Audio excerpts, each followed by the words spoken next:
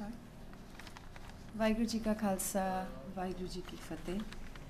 Respected Dr. Arvind-Pal Singh Mandair, Professor Jagdish Singh, Sardar Ramandeep Singh, and respected audience members.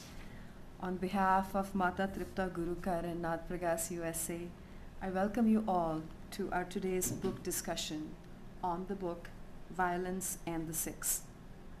This book has been authored by Dr. Arvind-Pal Mandair and provides a novel perspective on themes such as martyrdom, martial race theory, and post-colonial conflicts in the Sikh context. Discussions like these help us widen our perspective and help us establish interpretive models that in turn help us perceive the Sikh context better in the modern society. We have a two-pronged proceeding today. In the first part of our event, we will have an introductory note by Sardar Amandeep Singh, and then we will have Dr. Mandair express his remarks on his works and give us insights from his work. We'll then have a brief tea break. And then in the second part of this event, we will reconvene and foray into a question and answer session with the author. And thereafter, we'll have Professor Jagdish Singh provide his presiding remarks and conclude the event. Thereafter, we will humbly request you to join us for Langar. With that, I'd like to invite Sardar Amandeep Singh to provide introductory comments regarding this book. Amandeep Singh.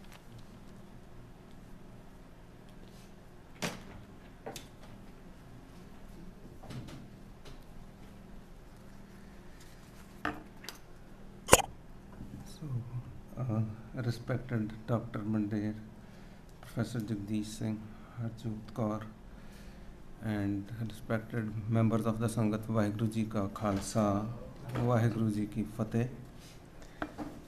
So, before I start on this book, let me just open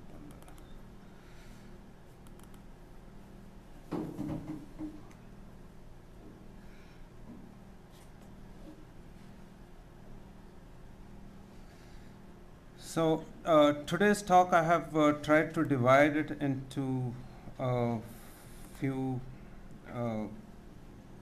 areas. I'll be actually covering it through three different steps.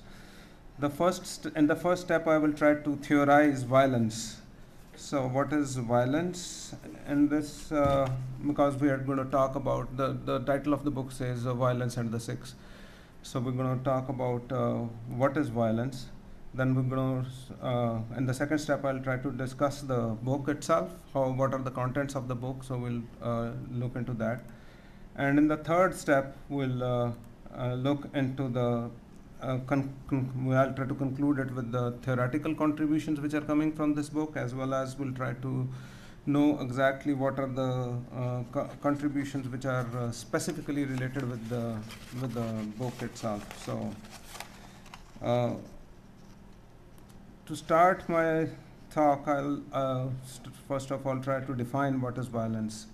So in order to define violence, we have to first of all try to, before I say that, I want to say that any book, when it comes, any question that is raised in a theoretical form, it has some kind of a background in which that question is framed.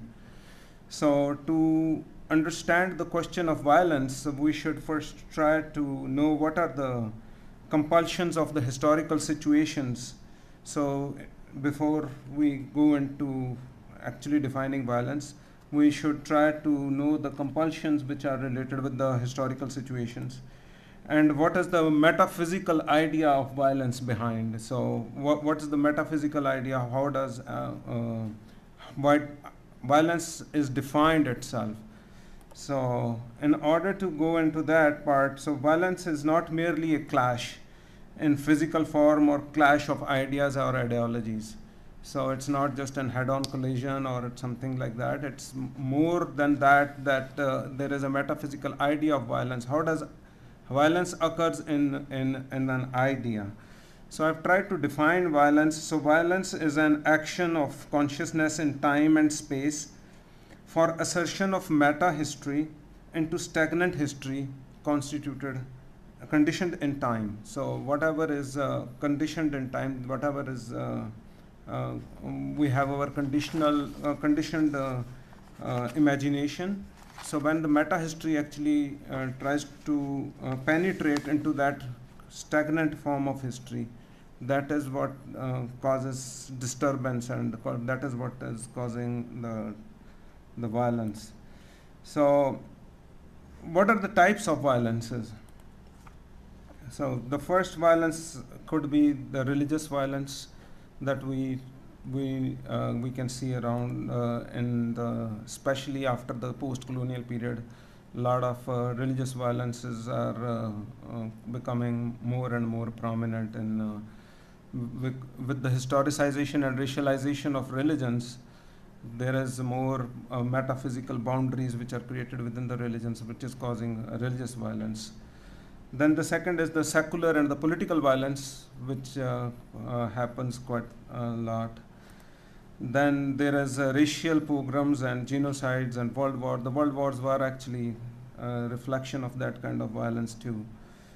So then there are acts of terror, which are another form of violence. And then there is a war against terror to restore peace. So that is a different type of violence.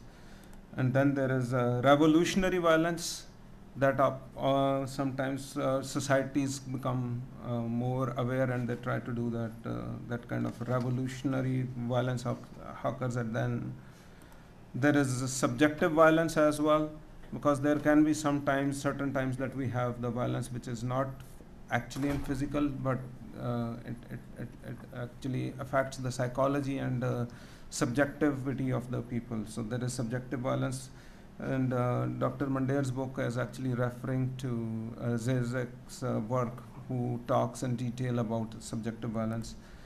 So, and then there are some crimes which are also a form of violence, which is like street fights, underworld, human rights violations, violence against women, children, etc. So these are the regular understandings or practical kind of violences that we have. So these are there can be more, but I'm just trying to classify in a few ways in which we can actually understand violence. So when I try to look into the different types of violence, I've tried to classify these violences into two classes. So the first class of the violence is the moral or ethical or rational violence as a guardian of peace. So there is a violence which is sometimes we try to create for ensuring that the peace is maintained in the society. So that is a moral or kind of a rational reasoning that the state gives to us or we give to ourselves, which we try to say that this violence is a rational violence. And the other is irrational, egocentric, or perverted violence that disturbs peace and causes anarchy in the society. So this is the other kind of violence that usually we see. So in this book, although it may appear to be a very short version, but it gives a lot of food for the thought of people. So it's really important to read this book. So it says that in this book, Violence and the Sikhs, this book actually decodes the nature of violence. So overall, it talks about how to understand the nature of violence. And then secondly, it unmasks the undercurrent within the ethical form of violence. Most of the times we think that the first type of violence that I'm talking about here, which is a rational violence or ethical or a moral violence, this book is actually challenging the question behind what is rational. So it goes behind that idea that what is rational violence, or what is it to maintain a violence in the claims of making that this violence is violence for peace. This book is actually challenging that aspect of violence. So violence is something that is mostly imagined in relative to the other. So we think of violence when there is an other or imaginary other that we think about. So that other is being questioned, and that kind of violence is occurring in most societies. So when how do we relate with the other? So there are two ways of actually relating with the other. One is an orthodoxical way to understand the other, and then the other is the liberal way that we think about the other. So when we think about just the orthodoxical way of defining the other, it's talking about this orthodoxical way. It cultivates heroism, a sense of warriorship, which is always there in that orthodoxical way of understanding the other. Then it is more power-centric and racial in its outer manifestation. And then it's internally it is always threatened, and externally it produces anxiety in the society. So the racial form of violence is always like kind of it is and inside it feels a sense of fear. So this racialized or orthodoxical form of violence is not only prevalent in I mean, you can relate it through different angles. Even in the Western societies, we can see that kind of violence which is there, but it is very much existing within the Sikhs as well. So how do we relate with the violence? So when we feel threatened, or when any community feels threatened, or it is having its certain element of fear inside, that's why it is spreading more of anxiety in the society. So that kind of violence is always there. So it's prevalent in most modern states as well. So it preserves the racial purity by subjugating women. So this kind of orthodoxic way of thinking actually is psychological at the behind. It tries to maintain the racial purity by subjugating the women of the society, and it claims the sovereign authority of violence.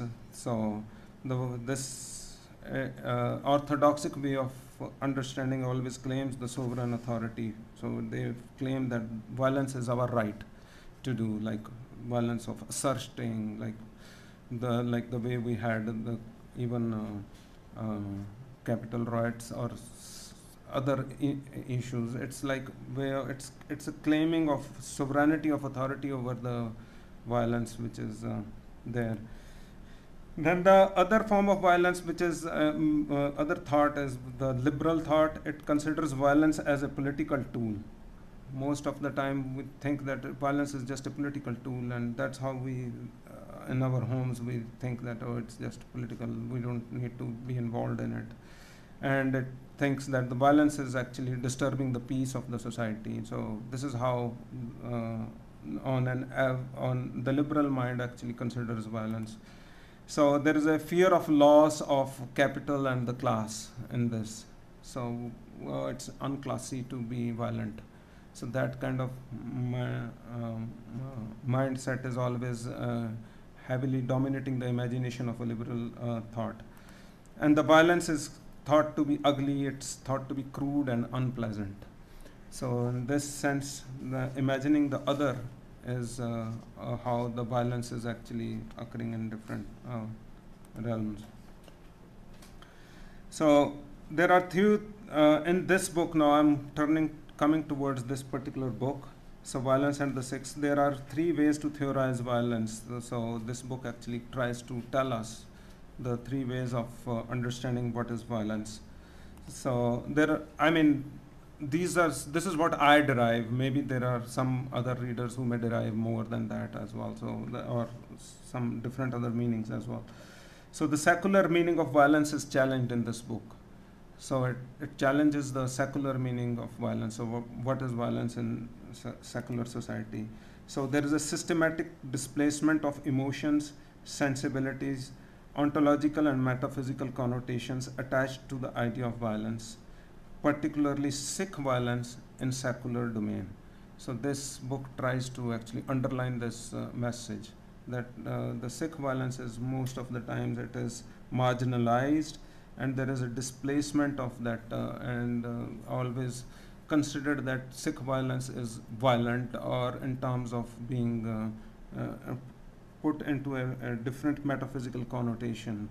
So a kind of irrational violence that is being mostly narrated through the media and other ways of describing Sikh violence. It challenges the idea of violence.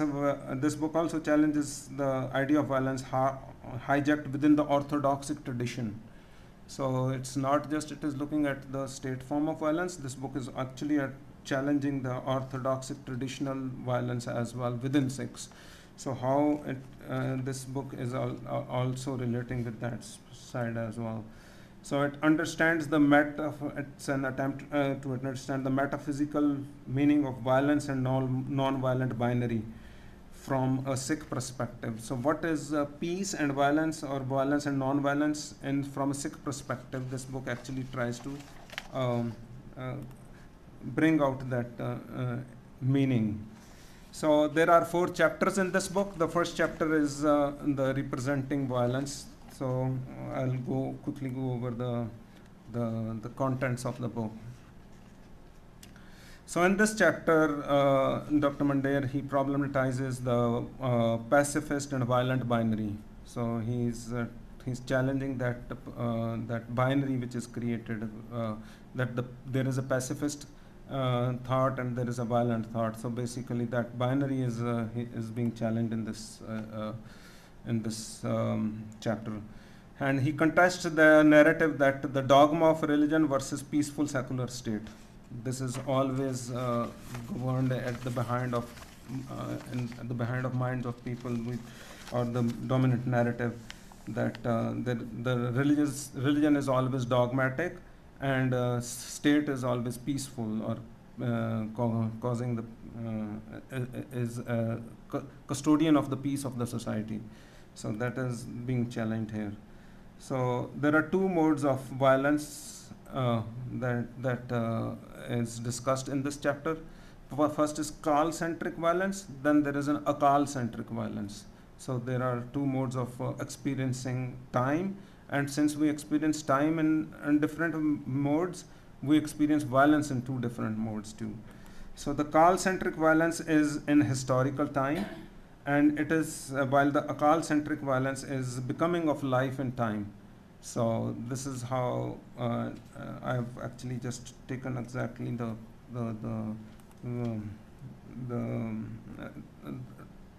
took it directly from the book itself.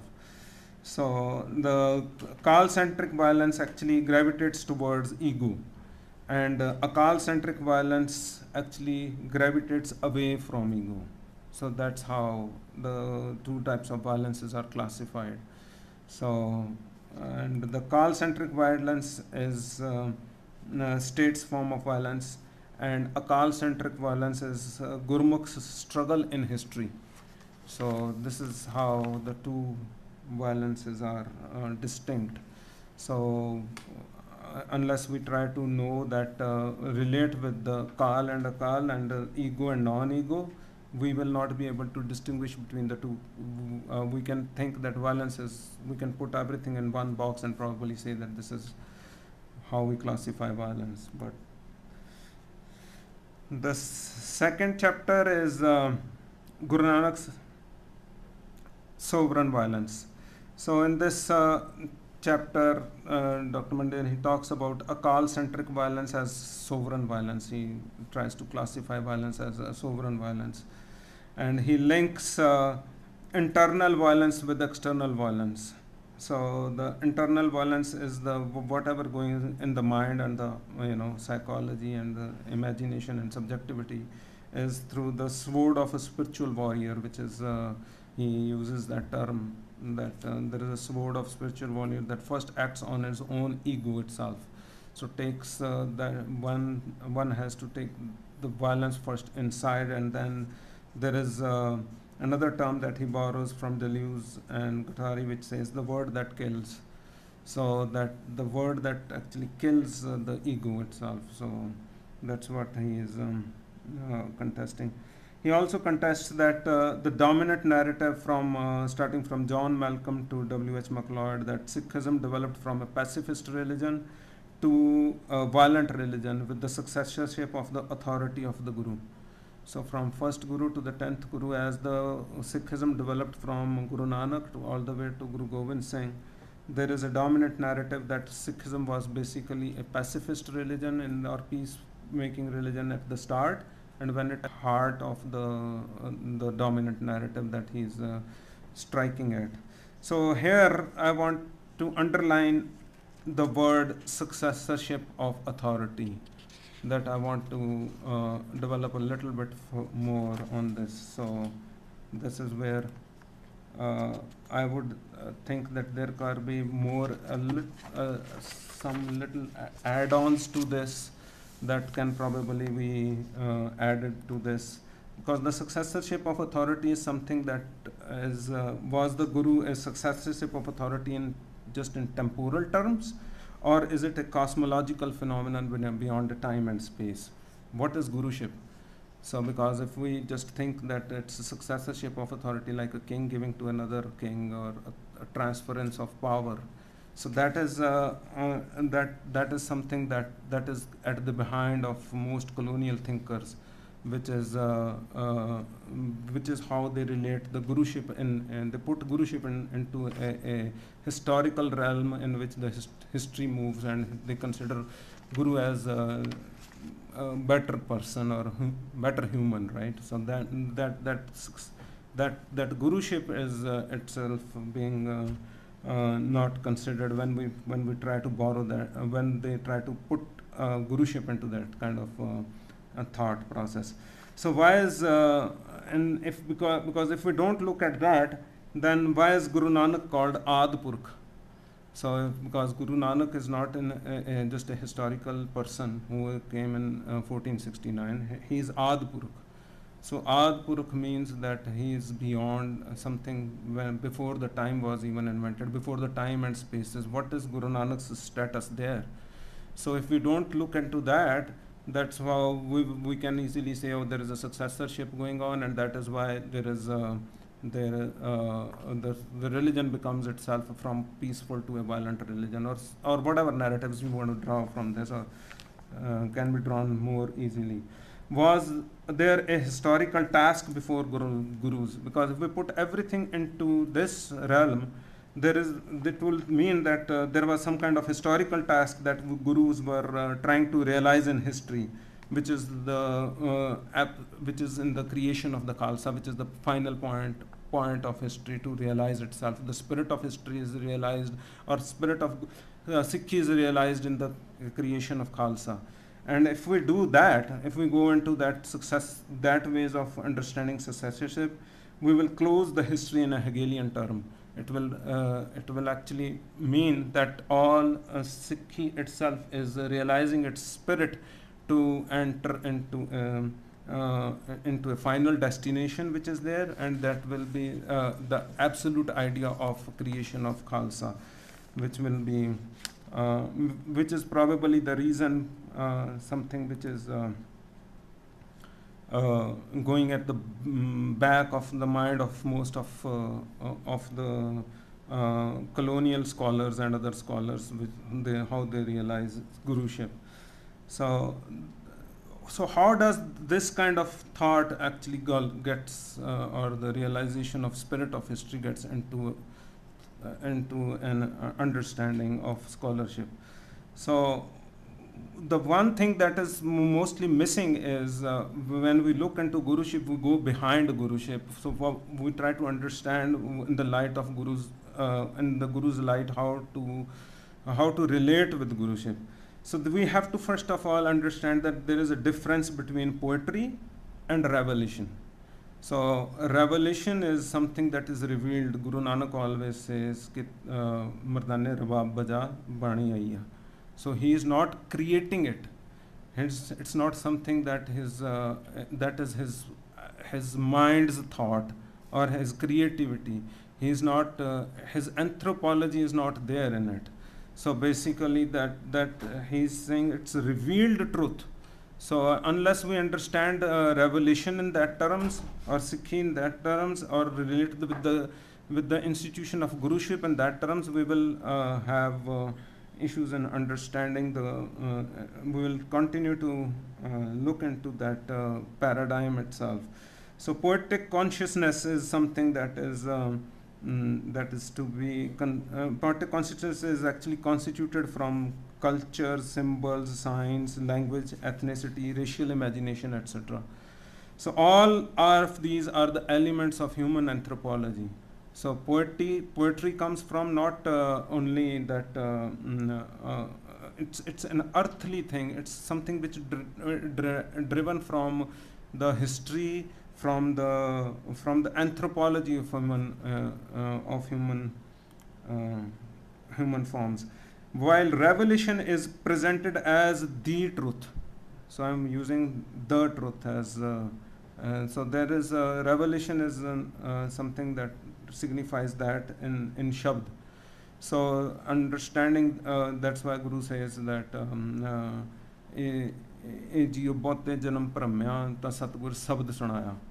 So ਜਿਹੜਾ ਸ਼ਬਦ ਸੁਣਾਇਆ ਜਿਹੜਾ, that is something that basically is reflecting that answer there. So because when we try to do not distinguish between this what the Islamic scholars and scholars of Indian tradition, they always try to classify Gurbani as a poetry of Sikh gurus. So if we try to look as Gurbani as poetry of Sikh gurus, this is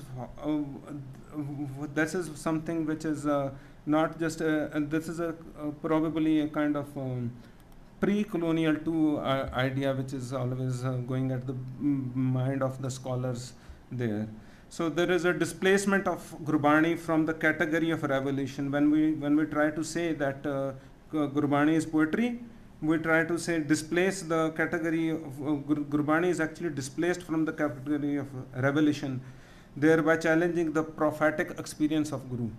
So it challenges the prophetic experience because the Guru is also a bodily form of Shabd. So how that the Shabd is is penetrating into history. So it's the meta-historical penetration into history, which is very central to our ways of relating with the Guru, institution of Guru. The third chapter in this book is Martyrdom, Militancy and Khalsa. So in this chapter, Dr. Mandair, he argues against W.H. MacLeod's contestation of Guru Arjan and Guru Tegh Bahadur's martyrdom as execution. So most of the times these scholars have actually put the martyrdom of Guru Arjan and Guru Tegh Bahadur as an execution by the state, and it's not something that martyrdom is something that is for the truth. They try to put it into the historical framework in which these scholars have tried to contest.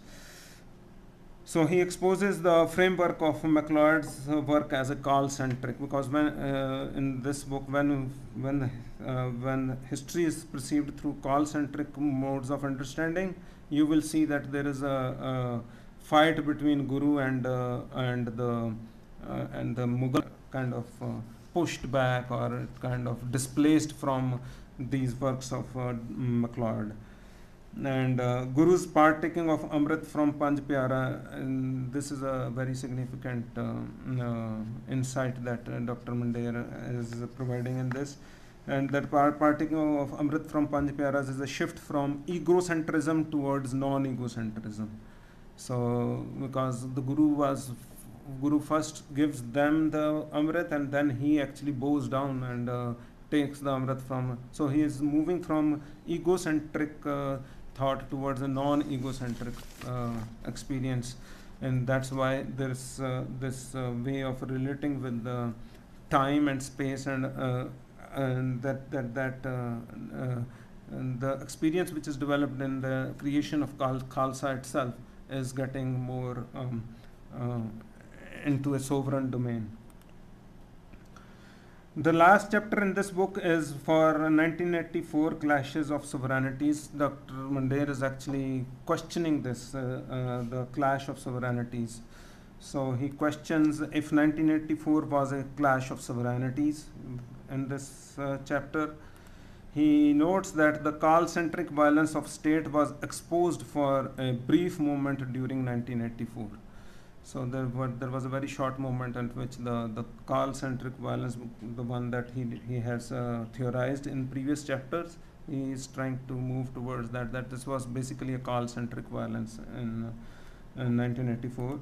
And then he's saying that by idolizing and iconizing Pindrawale has led to a shift from Khal-centrism to Khal-centrism. So this is the idolization itself, and iconization, which is to be rethought.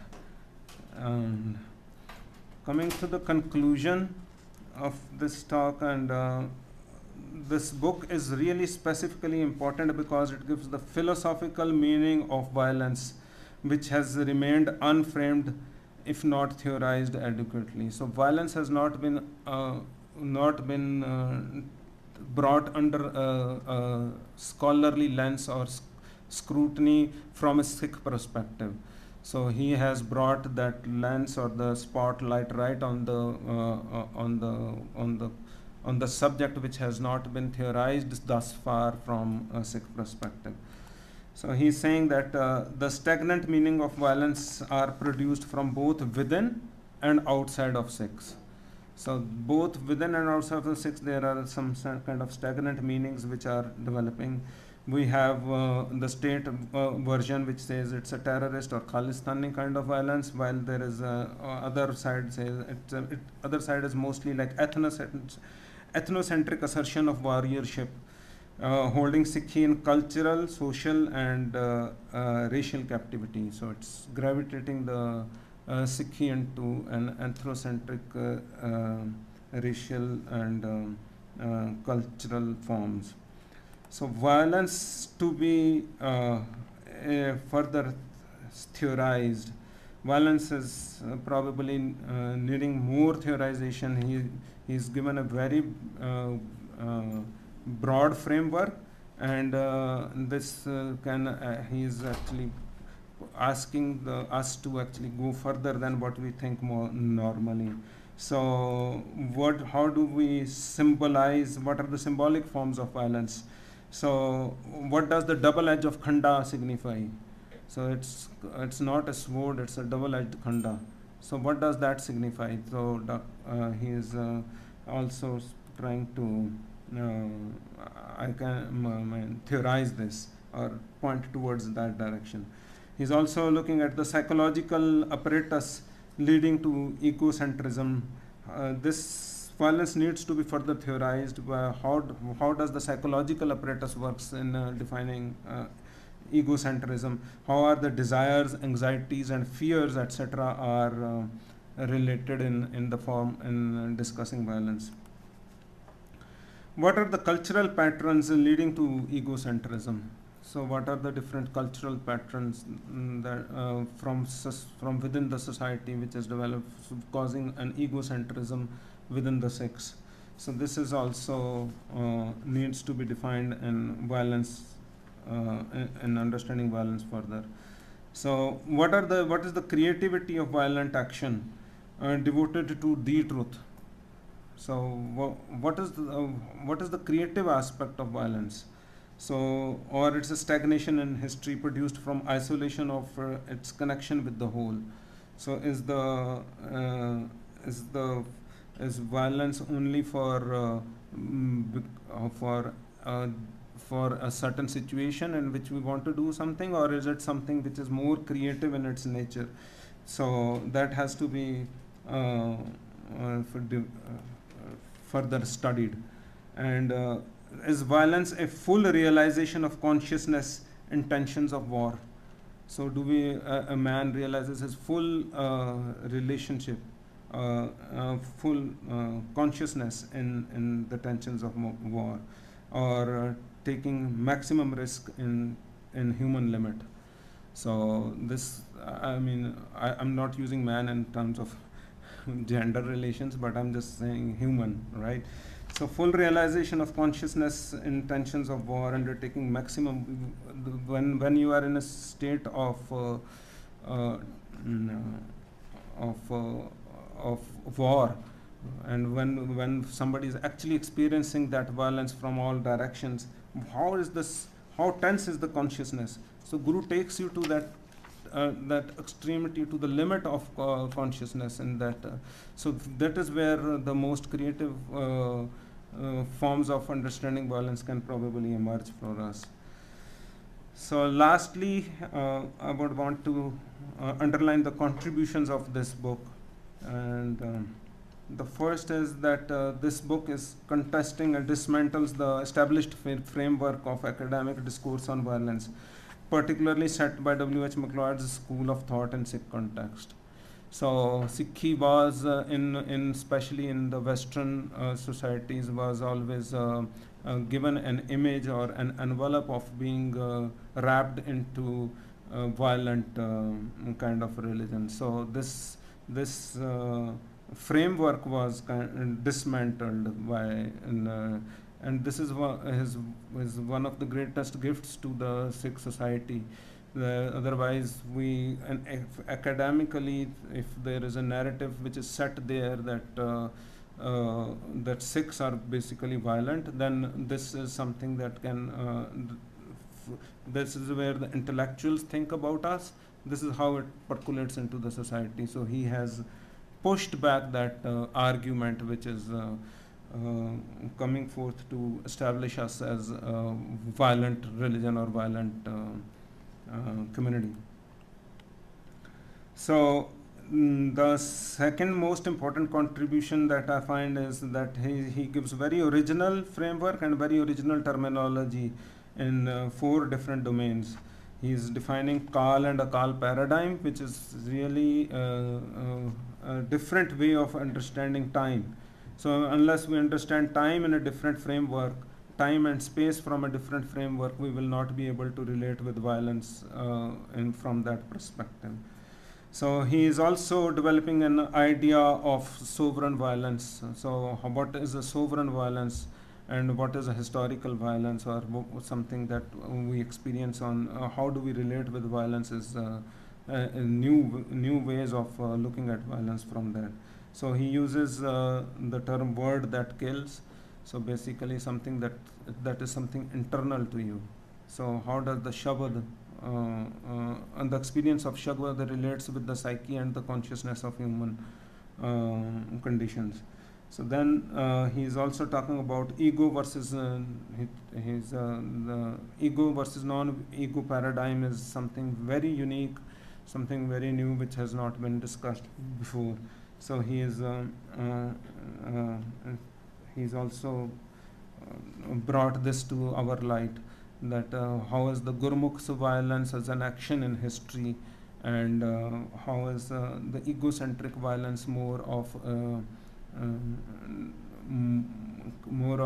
a definition of creating the other. So that kind of understanding of history and understanding of time can lead to that kind of understanding of violence. So this book is it takes a big leap from critical theory towards Sikh philosophy. So this is something that is very unique in this book too, because Sikh philosophy is a domain which has not been developed amongst the Sikhs, or whether it's in the East or in West. We don't have any book on Shabad philosophy or Sikh philosophy. So I think Dr. Mandair is also working in future towards his upcoming work on Sikh philosophy, and I think this is his this is a great leap or great first step or towards that towards that important work which we probably be seeing in a few months from now. I may have left out some things from the book itself, but I've tried to give the comprehensive view on what is all together here, and maybe Dr. Mandair can shine some more light for the areas that I might have not covered in this talk. So that's all I have to say. Vaheguru Ji ka Khalsa, Vaheguru Ji ki Fateh.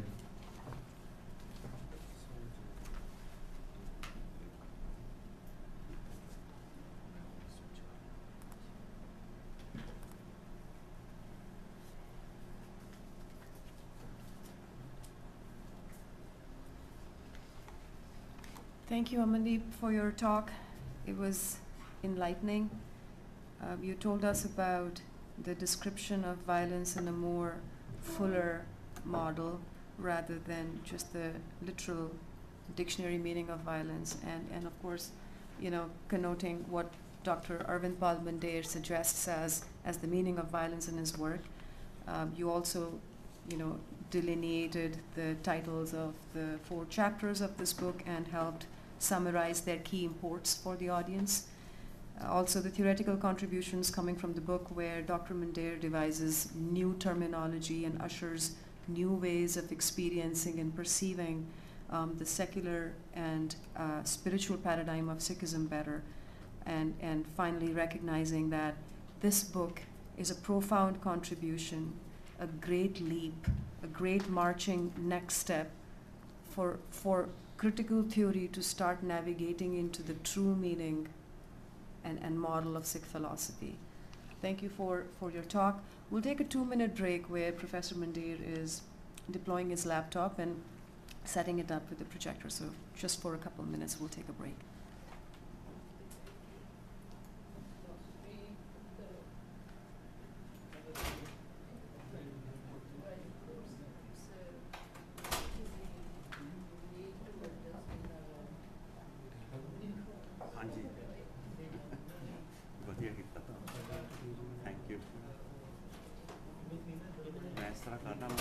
Flash out ਕਰ ਦੇਣਾ ਆ ਤੁਹਾਨੂੰ ਲਾ ਦਵਾਂ ਹਾਂਜੀ ਉਹਦੇ ਨਾਲ ਤੁਸੀਂ ਫਿਰ ਇਹ ਆ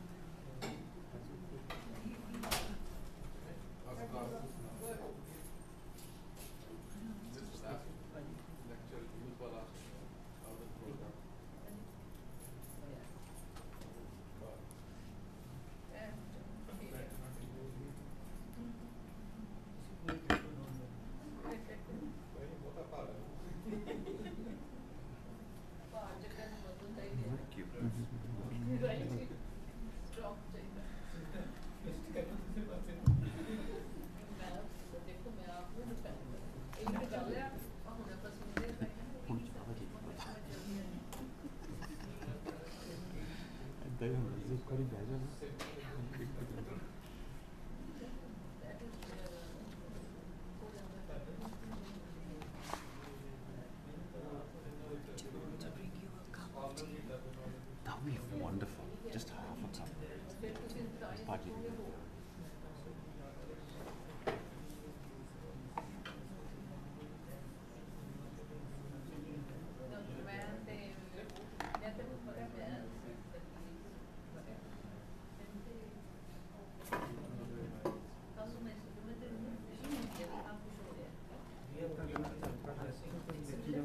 ਮੈਂ ਇੱਥੇ ਰੱਖ ਲਾਂ ਹਾਂਜੀ ਕਿ ਤੁਹਾਨੂੰ ਮਾਊਸ ਚਲਾਉਣਾ ਔਖਾ ਨਾ ਹੋਵੇ ਉਪਸ ਸੌਰੀ ਮਾਊਸ ਚਲਾਉਣਾ ਮੈਂ ਕਿਹਾ ਔਖਾ ਨਾ ਹੋਵੇ ਇਹ ਮੈਂ ਦੇਖਦਾ ਮੈਨੂੰ ਥੋੜੀ ਜਿਹੀ ਬਸ ਲੀਵੇ ਚਾਹੀਦੀ ਆ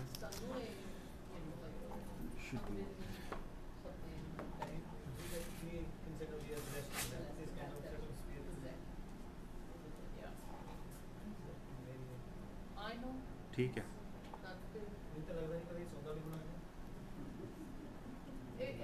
ਸਾਰਾ ਕੁਝ ਵੰਡਿਆ ਹੋਇਆ ਹੈ ਅਸੀਂ ਖਾਣ ਵਾਲੇ ਕੋਈ ਸੌਣ ਵਾਲਾ ਕੋਈ ਪੀਣ ਵਾਲਾ ਮੈਂ ਤਾਂ ਸੁਣਦਾ ਹੀ ਜਾਂਦਾ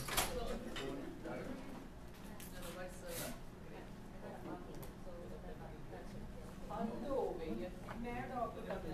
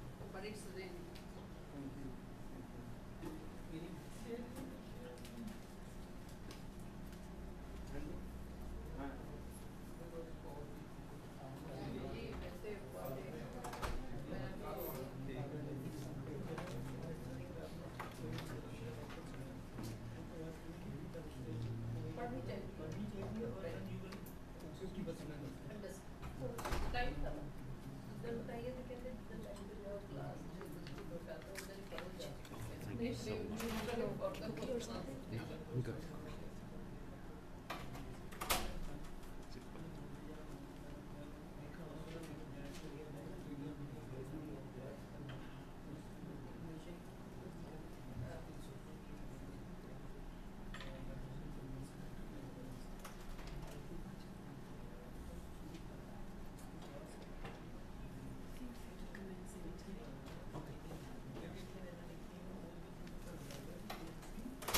Is it streaming?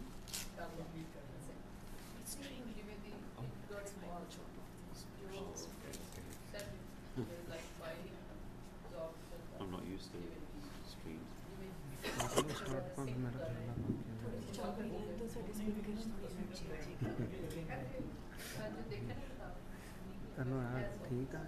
हाँ जी, ये ठीक है. I've been doing like 3 weeks in a row. Keynotes, totally different topics. So this is like, oh, mind not to get switched through.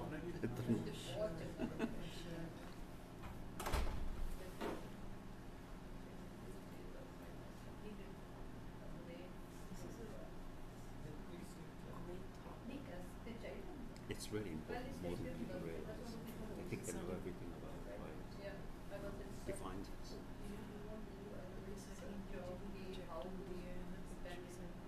What to do that, right?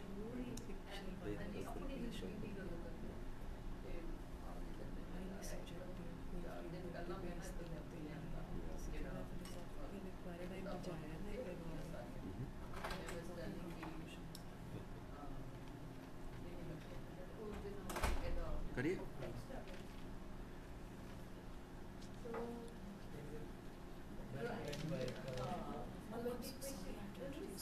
Yeah. I think I've done it. I walked in after that.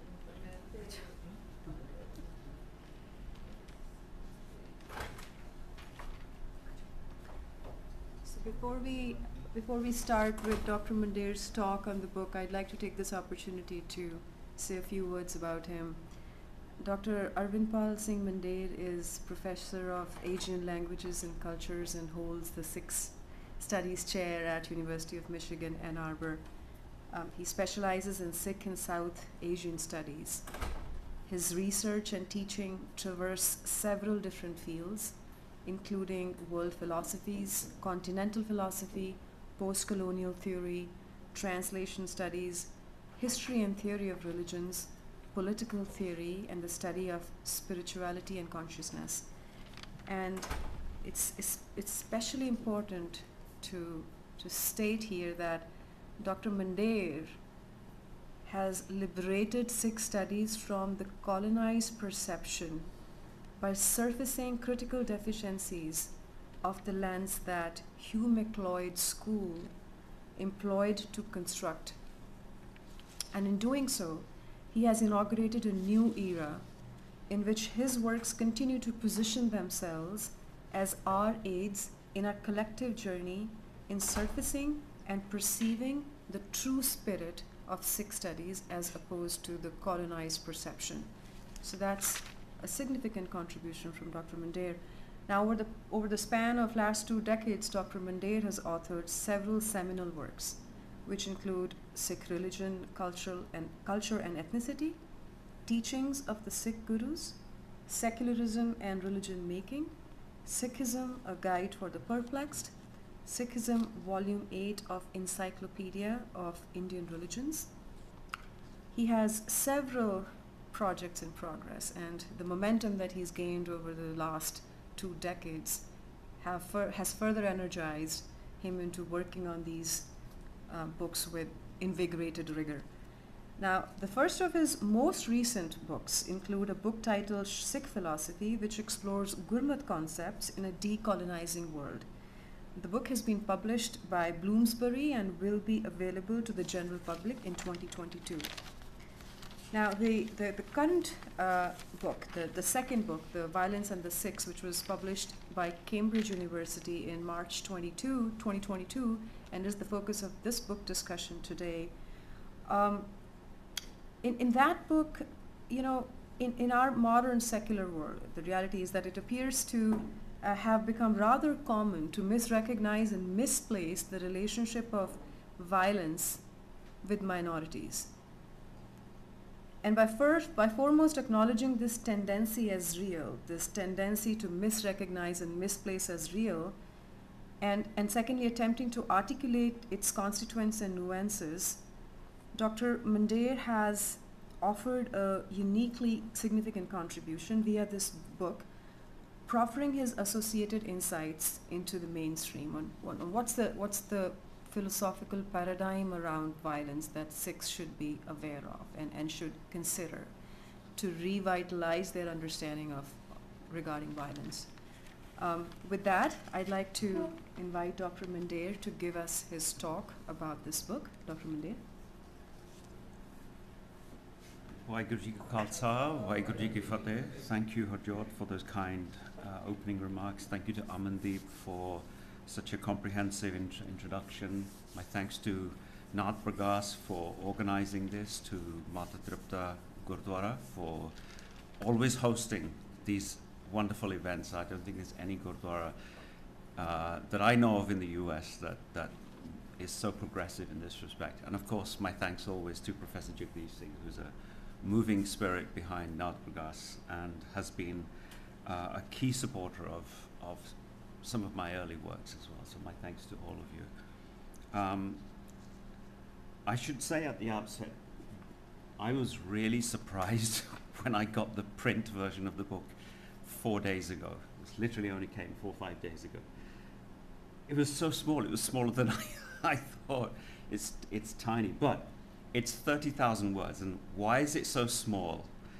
The publisher has a series called Elements in Religion and Violence. You're not allowed to write more than 30,000 words. 30,000 words is the max. And my word count is 29,700 something. So it's just 300 short. The original version was around 50,000. So I had to cut out loads of stuff. So it's a specific series that is limited to 30,000. You can't write more than that. So all the books in this series are of this size. So that, having said that, I agree with Amandeep. It is packed with key ideas. So when you read it, take your time and read slowly. Especially the introduction, I think, will make a lot of things clear. And that's what I'm going to try to do here. Rather than giving a formal response, what I would like to do is just, in the form of this presentation, I'll take about 20 minutes, won't bore you too much with this, but the question, why is violence important? That's what I wanted to kind of figure out. For me personally, since the early 80s, I've been battling with this question as somebody who grew up in the Sikh diaspora in the UK. From the moment that I sort of really came of adolescence, I think, all we were hearing in the press was that Sikhs are involved in violence of some kind from the 80s onwards. And, there have been lulls in that, but generally that's the way that the media have maintained a kind of framing about who Sikhs are.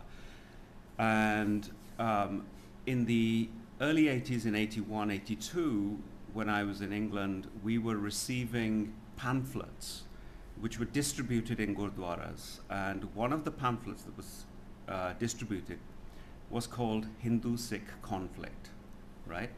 It was a very, very powerful, very well-written document without an author. There was no author, so you couldn't pin it on anybody.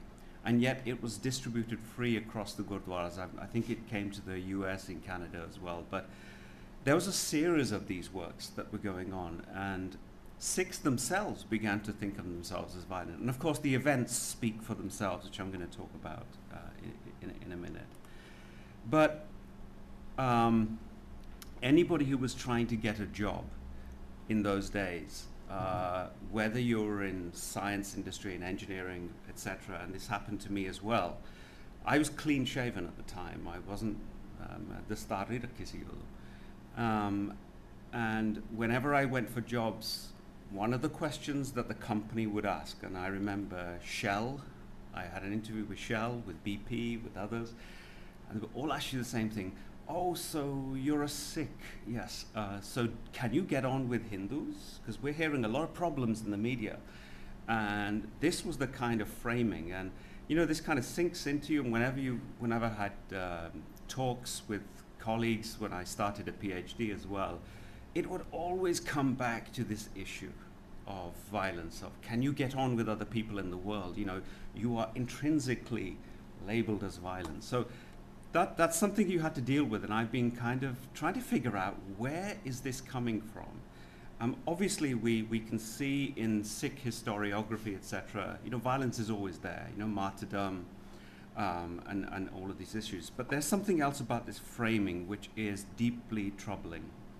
So it's not just political events here, it's, and of course, you know, you can connect all of this from the 1984 crisis right through to the farmers' protests as well in 2020, that there was a concerted effort to try and label this in terms of, you know, Khalistani involvement or as other kinds of involvement as well. So the question also arises, is there a way for Sikhs to resist without being labeled as intrinsically violent? So it's a question about resistance. Resistance to a very powerful world that wishes to place you in a particular category. The other reason why I'm interested in violence, always have been, is that it's very difficult to teach. If you're teaching a class, especially on, let's say, just an introduction to Sikhism,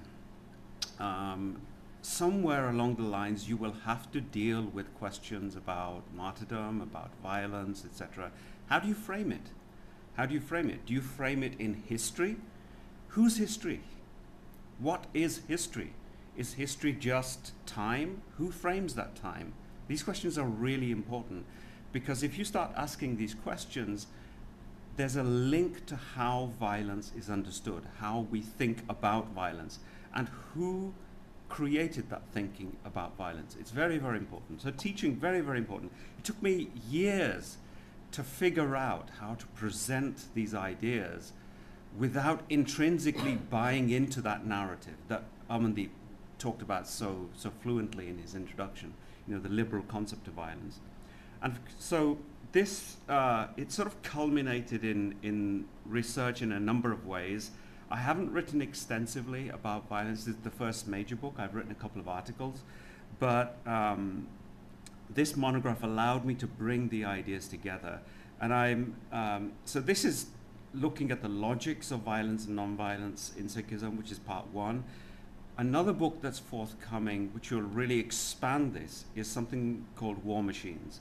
And that book is going to look specifically at Sikh political theory, and framing it coming out of this book on violence.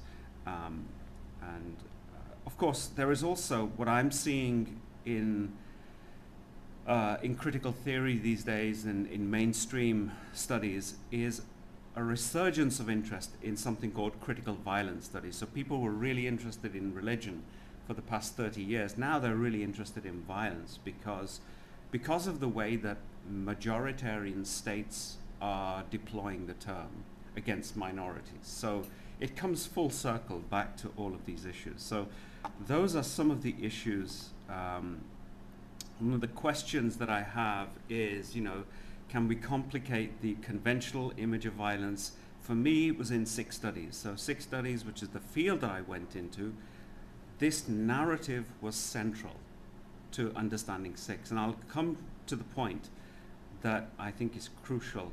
It then moves from there into political science. It affects international studies. So it has a very, very wide reach.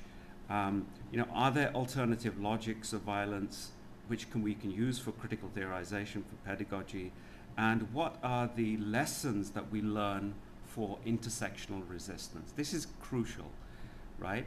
How do Sikhs, as a very small minority, as almost a powerless minority in some ways, resist without being brought back into this framework of violence. So it's crucial for that alone. And I'm going to give you, I won't bore you with the details, you're all very well read in this area. So the way that the liberal state and the dominant narrative frames it is in terms of spectacles of Sikh violence, and that's caught everybody's eye. This is also why Sikh studies became a popular field in the late 80s, early 90s. Students were interested in the violent aspect and said, oh yeah, we want to study Sikhism. Why? Because it's linked to violence. You know, it's a spectacle of violence going on. So we see a lot of people coming into the field because of this. What I specifically want to talk about is not the agitations, which you all very well know. So beginning in the 70s all the way through to 2020 to the farmers' protests, there was some kind of Sikh agitation going on there. Not all of them are violent, most of them are peaceful, yet agitation itself, the willingness to resist a government, corruption, etc., is always framed in a problematic way. So I'm going to skip this part, which everybody knows, and instead, how can we get away from violence? For those of you who aren't aware of the history, just look at the number of armed Sikh groups that were around in the 1980s. This is just a quick indication of the so-called sort of terrorist groups that were around. This is about 15 of them. It was very difficult to get away from this, and it's part of those spectacles of violence. But where I want to focus your attention on is think tanks. So that pamphlet that I talked about earlier, the Hindusic Conflict, was created by think tanks. Think tanks are basically organizations that are paid for either by industry or by governments, and they do a job of researching a certain topic and influencing government policy, okay? These think tanks existed in India without people even knowing about it. And one of the most powerful ones was in Chandigarh. It was based in Chandigarh.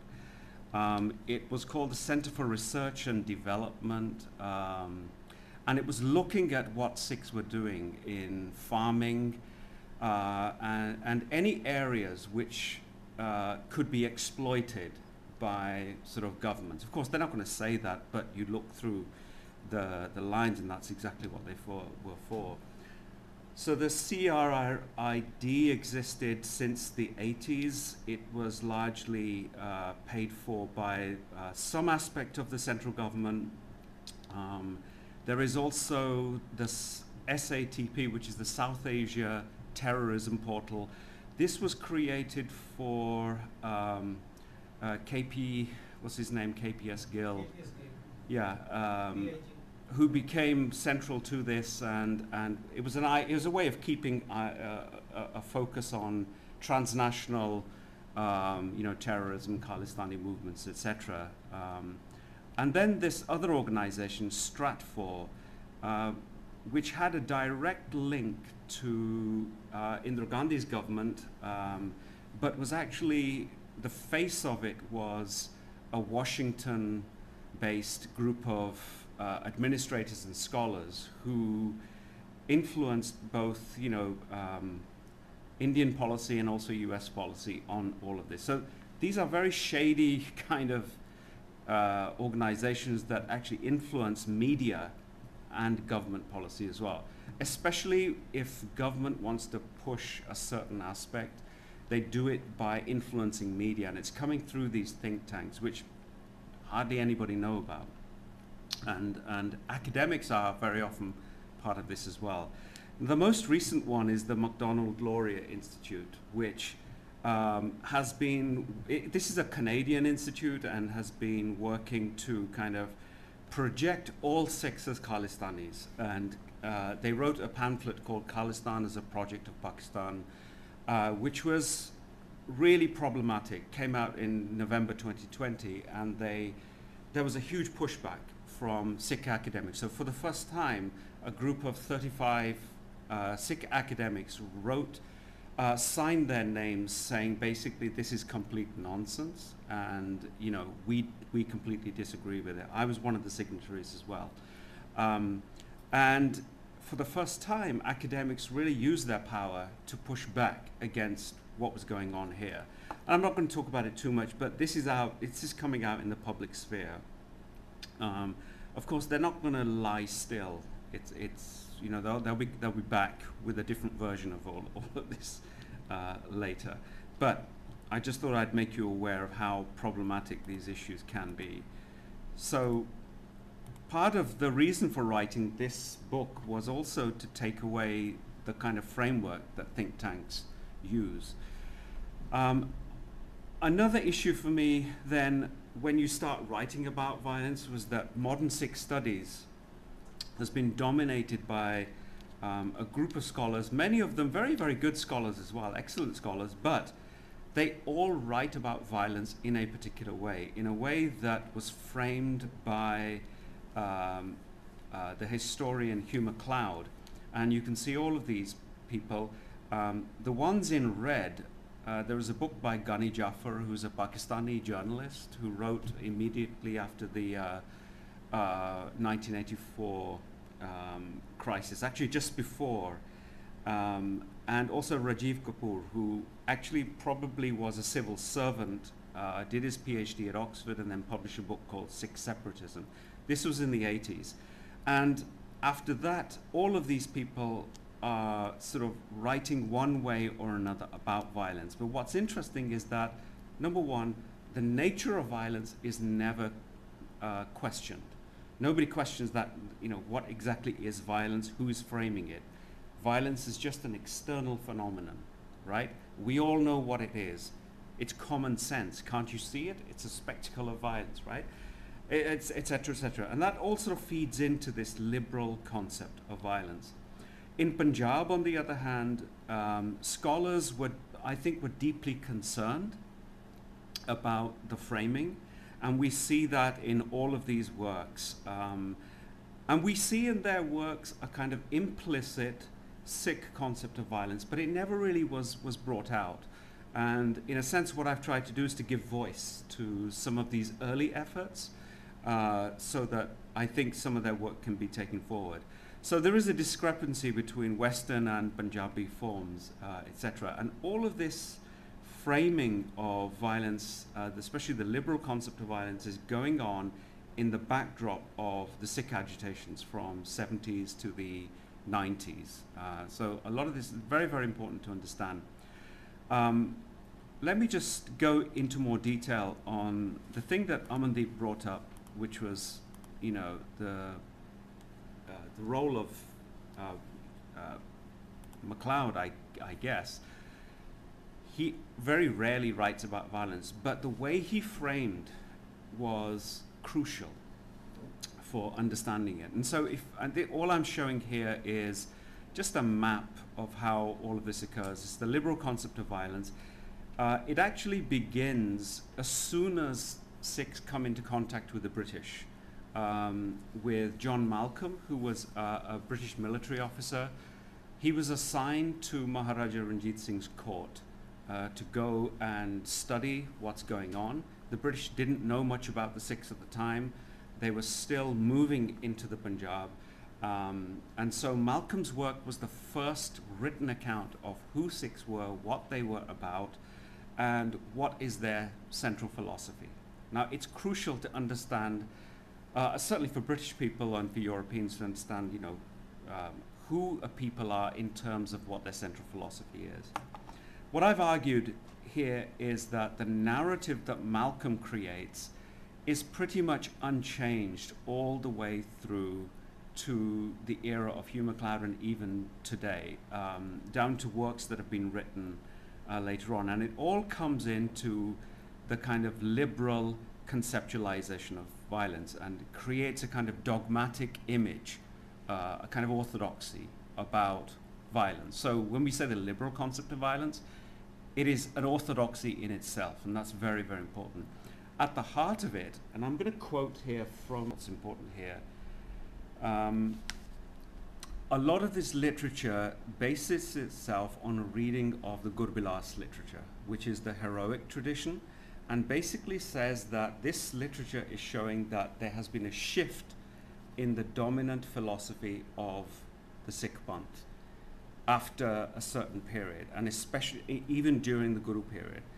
And they're trying to sort of argue this. This is sort of going on. So this, what's interesting about MacLeod, and I'll just quote here, to varying degrees, almost all modern publications on Sikh violence follow a suggestion by the influential historian of Sikhism, W.H. MacLeod, that as, to quote, the form and dominant philosophy of the Panth changed, so too did its religious perceptions and the literature which gave them expression, end of quote.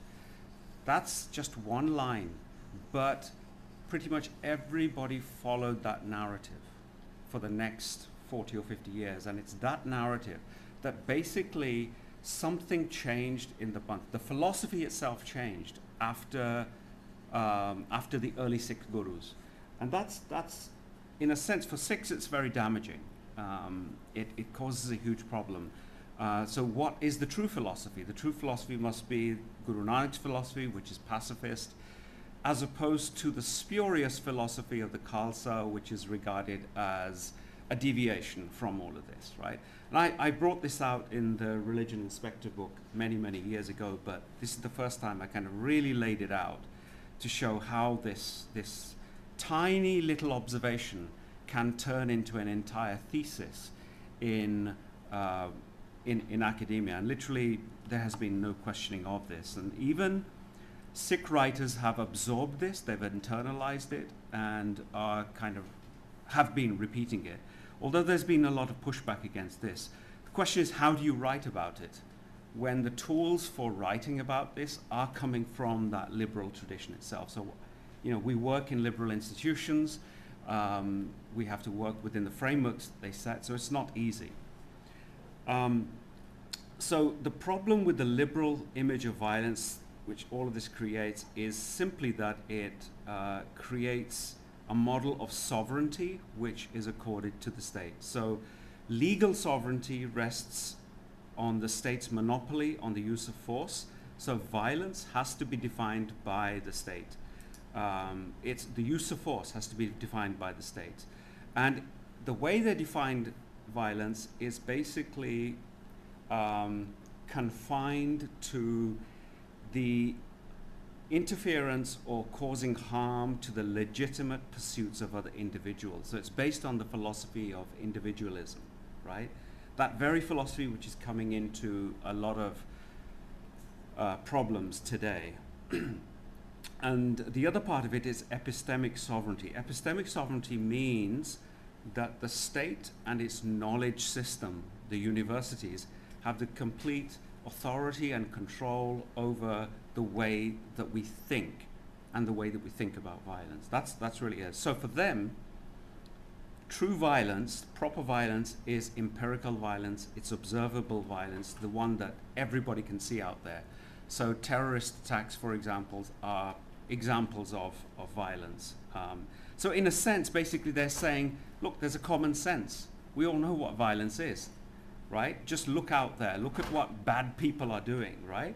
And we see this especially after 9/11 as well, when this whole liberal concept of violence is taken up and developed in a particularly problematic way. So what I'm arguing here is that there are alternative images of violence, and we need to extrapolate what they are. So in the book, I've looked at Sikh notions of violence, but I've also dipped into other critiques of the idea of violence in the West. And I've also tried to bring out why they have been silenced. So the West, you know, you can't just label it as one single idea of violence. There's lots of layers, but they get silenced, right? Question is, why do they get silenced? And that's interesting in itself. So there is in the West an idea about non-violent violence. non-violent violence, right?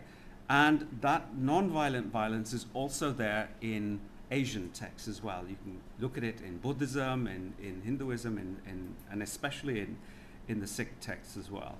And I'm trying to say, well, you know, this is not just an Asian idea. This is actually a very universal phenomenon. But what's keeping it out of the public domain? That's the issue here. So let me just go on. So contesting the liberal concept of violence, which is part of what Chapter 1 does, what I've tried to do is complicate the concept of violence by looking at these critiques. So there are these classic critiques also by major authors. This is part of that whole pushback against the liberal concept of violence. But for me, it's problematic in the sense that it still is based around, these Western notions of violence still based around a strong, stable ego, the strong notion of the self. And that's very different from what's going on in the Sikh sources. So I won't bore you too much. But basically what I find problematic is that they don't question the self enough in a way that the Sikh sources do. And that's crucial for really understanding what violence can be, what it is. And so I've looked at these authors as well a little bit. You know, in my War Machines book, this is really pointing towards the War Machine book. I'm really going to look in far more detail at these kind of sources. But what I do is spend 2 chapters looking at Guru Nanak's concept of violence. Now, many of you may fall into that trap and say, well, Guru Nanak doesn't have a concept of violence, right? He wasn't violent. That's not the issue. There is. But it's not violence as we define it. It's not recognizable within the liberal system. It's something that we teach in the Gurdwaras, in our discourses all the time. It's part of what we understand as tradition. So the killing of the self, the homme marna, is ego death, right? That is the foundation of internal violence which the self commits to itself, okay? If that becomes the foundation or the measure, then every other violence is measured in relation to that. You see what I'm trying to say here? So that might be regarded as, what Benjamin calls it, divine violence, right? It's essentially the same thing. True violence, anybody who wants to rule, anybody, any state must understand this. Anybody who wants to be a king must understand this by applying violence to his or herself first, right? So it's an act of surrender. In Sikhi, it's an act of surrender to hukam. It's the same thing. Killing of ego is the same as surrender to hukam, basically, okay? So if you want to rule, if you want to establish your own hukam, you have firstly to surrender to the cosmic hukam, if you like, or to God's rule, or whatever you want to call it. And it's also the same it's the same violence that occurs in the transformation of the self from manmukh to gurmukh. So it's all about self-transformation. Now that's completely and radically opposed to the liberal concept of violence, which is stabilize the self and make the self rule over everything else. So everything is measured in relation to a very different paradigm indeed. And that's where this whole Gal-centrism or Gal-centrism is coming from. Now, I want to be careful here. There is no opposition between Gal and a Gal. A Gal exists or subsists in relation to Gal, and Gal in relation to Gal. They are pretty much intertwined. They are just part of the same thing. All that's needed to differentiate between them is a shift of perspective, right? It's a shift of perspective which only comes from self-transformation. That's the basic argument that's going on here. Where is all of this theory coming from? Just read Gurbani. It's there, right? We read it all the time. The question is how you understand it and apply it to the external world that we're living in. That's the only difference that is here. So the kind of Akal-centric violence that I've been talking about is essentially creating a new kind of being in the world, you know, the Gurmukh, and you know, you find its origins in Guru Nanak's own experience, the original revelation, if you like, at Sultanpur. And I think Amandeep was right to connect it to revelation, because it's an internal revelation that has to occur for you to understand it. So, non-annihilating violence against one's own ego, that allows you to formulate social relations in a way that the state, an external state, cannot control. That's the difference. That's why Guru Nanak never bowed to Babur, right? To Babur's rule. He was sovereign, and maintenance of that sovereignty is crucial. Bless you. So the basic characteristic of Akal-centric violence is its exteriority to any state form. It cannot be captured by external state forms. This is why there was always a kind of a standoff between the Mughal version of history and the Sikh version of its own tradition and history.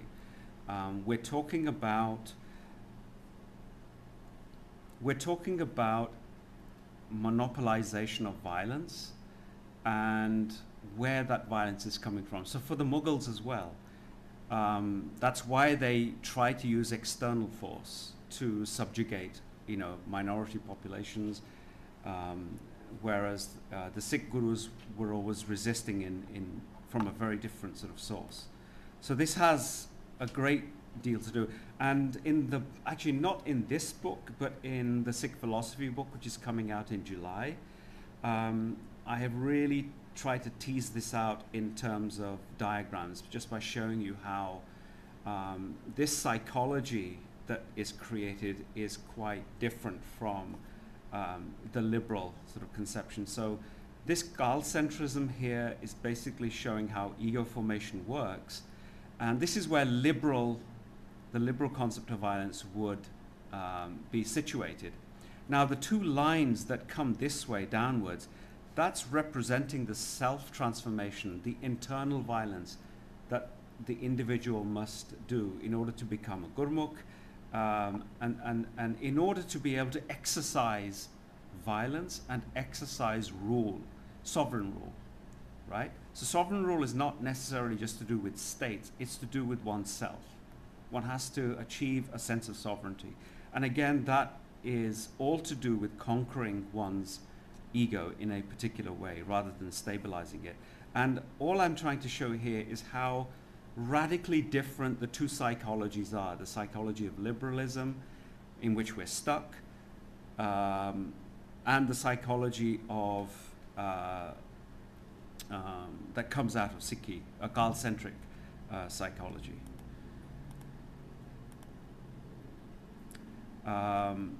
So I talk a little bit about how the logics differ. Amandeep has kind of talked about this, so I won't labor the point too much.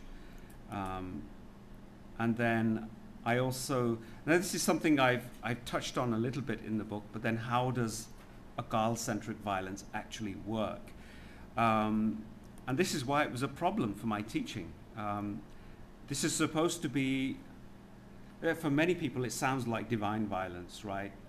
It's external to the world, it's not actually in the world, but it actually is. It's there, it's in the world, but it's coming from a different source. It's coming from internal self-transformation, which we don't sort of recognize. We only recognize external violence. So what I've tried to do, and this is a methodology I've used in the book itself, is to separate these two forms of time, Khalsa-centrism, Akal-centrism, and then try to delineate all the events, major events in Sikh history along either Khalsa-centric or Akal-centric ideas. And now it's basically an invitation to the reader to think about it in a different frame. And it really helps me teach the course properly, rather than saying, These are events that happened in Sikh history, but we don't need to be concerned with that now. This kind of violence doesn't work in real life. Actually, it does work in real life. That's the whole point, and that's why I teach these two things in conjunction with each other, and I bring them together in a way that liberalism finds very problematic. I talk a little bit about Sikh-state relations, again through the Gal centrism, Gal framework. So we can look at the issues of martyrdom, the standoff between the house of Guru Nanak and the house of Babur as two different forms of sovereignty, basically, right? And then I look at it in the colonial era, how Sikhi, Gurmat, etc., is captured and brought into the martial race paradigm. So that's, in some ways, I'm deeply problematizing that and showing how the British understood Sikhs in terms of race, primarily, and used their understanding of violence, converted it into liberalism, into liberal concepts of violence, so that they could then use the Sikhs, right? They had to tame them in certain ways, and to do that you had to tame their understanding of violence, right? That's how deep it reaches. So I don't buy into all of this, we had a glorious past, with the British, etc., etc. Yeah, they were using you. They were a machine. They used you, in the same way that the Indian state has continued to use us as well. You get glimpses of the anti-state resistance from the earlier Gali period onwards, but it's few and far between. It's often co-opted by very powerful states, brought back into the liberal frameworks, etc. And we see this obviously in 1984. Where are we going?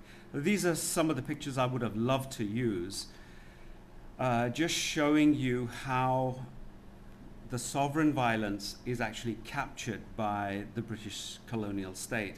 And you can see that in the way that Sikhs become regimented, their dress, their turban styles, and also, the way that they are being used as a sword arm for the British.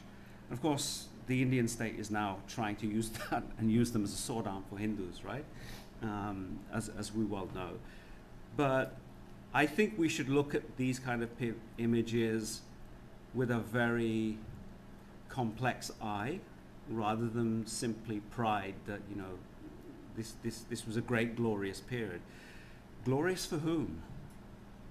Because if these were the soldiers doing the work for the British and committing violence for the British Empire, Sikhs in Punjab were starving. They were being hung, right? So the violence is working in different ways here. For whom does it work? This is the question. I talk a little bit about the Akali Shahidi Jathas. I'm deeply critical of the Gandhian framing of all of this. So Gandhi was actually terrified of the Akali movement when it was going on, because here were people who were marching non-violently but carrying swords, right? And he wrote about it, and I mentioned it a little bit, that he was terrified that at some point the whole non-violent movement is going to fail. These guys are going to pull out their swords, but they never did.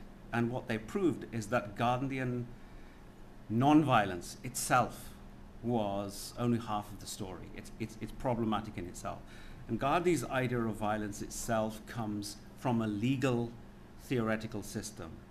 All he's doing is transplanting liberal theory into and combining it with the Bhagavad Gita, and then pretending that this is like ahimsa, etc. It doesn't work like that. It's see what happened in 1962 when China invaded India. This was Gandhian policy, basically. Anyway, we won't talk about that.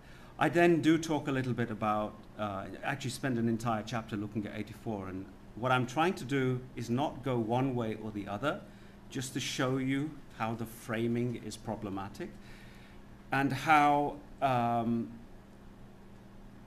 the state actually was on the point of revealing itself to the public and to the world. But it, yeah, you have to read that section, and then I'm happy to discuss this in more detail rather than me talking about it as such, because it's actually all about the state.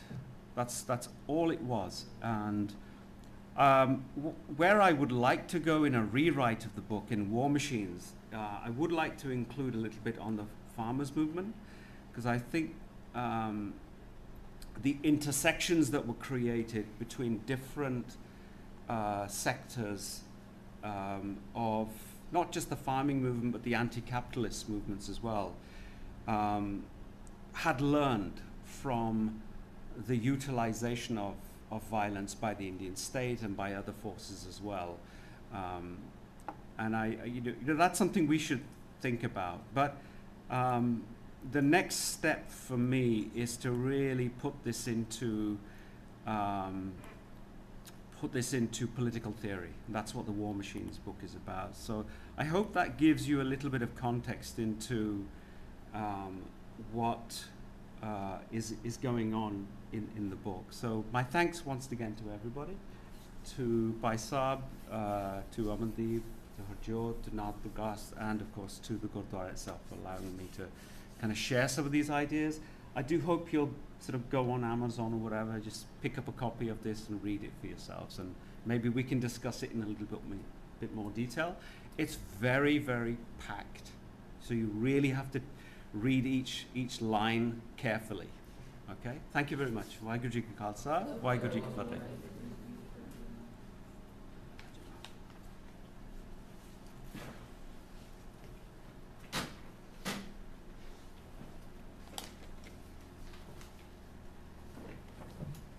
Thank you, Dr. Mandair, for sharing the tenets and describing them that you use to construct the framework, and then you basically deployed that framework in writing the analysis into your book. So thank you for that. You gave us important insights which will help us decipher the content of this book as we pick it up and experience it for ourselves. The lens that you've given to us is very important. It'll really help us decipher the contents in the right light, as opposed to perhaps introducing our own subjectivity into the contents of the book and reading it. Thank you for that. With that, we will now take a quick tea break, and we will reconvene after 15 minutes, and we will start the second session of this event. Waheguru Ji Ka Khalsa, Waheguru Ji Ki Fateh. We are now in the second session of the book discussion event today. We are going to start this session with Satpal Goelji's comments regarding the discussion thus far. You'll have a couple minutes to express your thoughts, sir.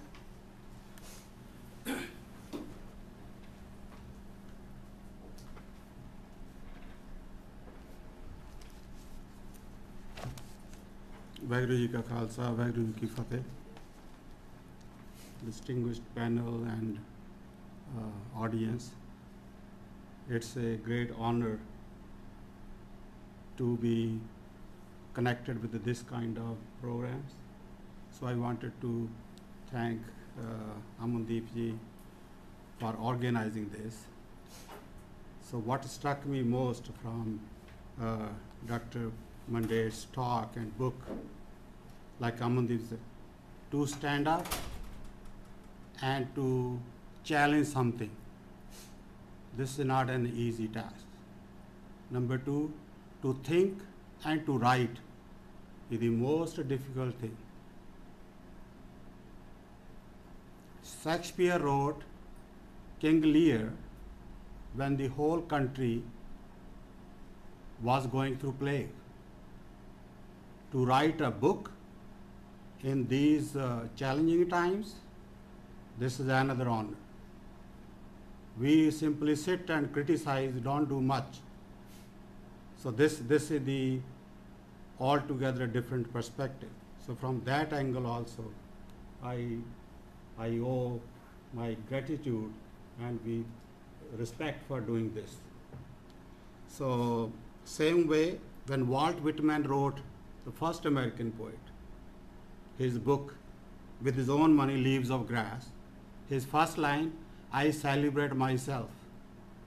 The so-called British poets and the media, they didn't accept. They didn't even call it poetry. But he went beyond that. He kept on revising, publishing his own book. Then I think he has beaten everybody till date. So to take, even to think about challenging some assumptions or to theories and to theorize.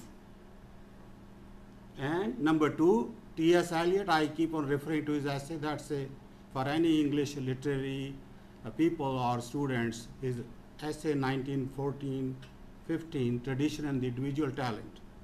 To me, that's a seminal to understand what literature is. He says there, to write a poem, to write any literary piece, or to write anything, you have to have the whole tradition down from the Greeks, starting from Chaucer to the modern times, in your blood. Now, Dr. Mandair said this, there were restrictions that only 33,000 words, from 5,000 reduced to 29. That's another art, to say something in the minimum. So, the gagar cha sagar cha gagar. So, this is another credential which I think we totally pay attention to, and we feel honored to have that. So, his talk, his scholarship, I didn't know Dr. Mandair. I am so grateful that he introduced us. So I am looking forward to reading this book and his other books and finding out more. And what he has said and Amandeep ji has said, it's a lot to digest. So we'll have to go word by word and introspect and maybe go to the dictionaries also to find out. This is another mark of sophistication. So with all my respect, with all my honor, I feel totally honored to say these few words. Thank you very much.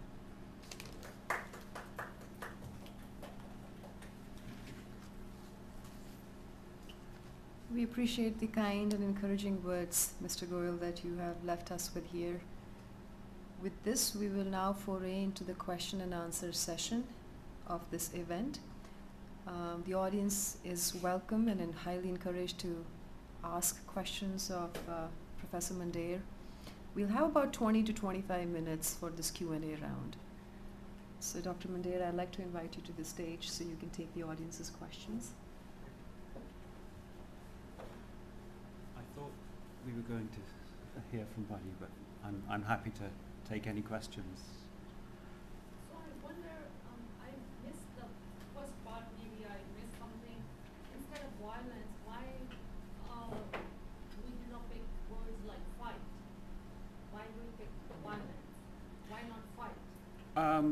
It's simply that that's the word which has been used and has become prevalent in the public domain, whether it's in the media or whether it's in academia, and even mostly in internal discourses, but especially in the academic domain as well.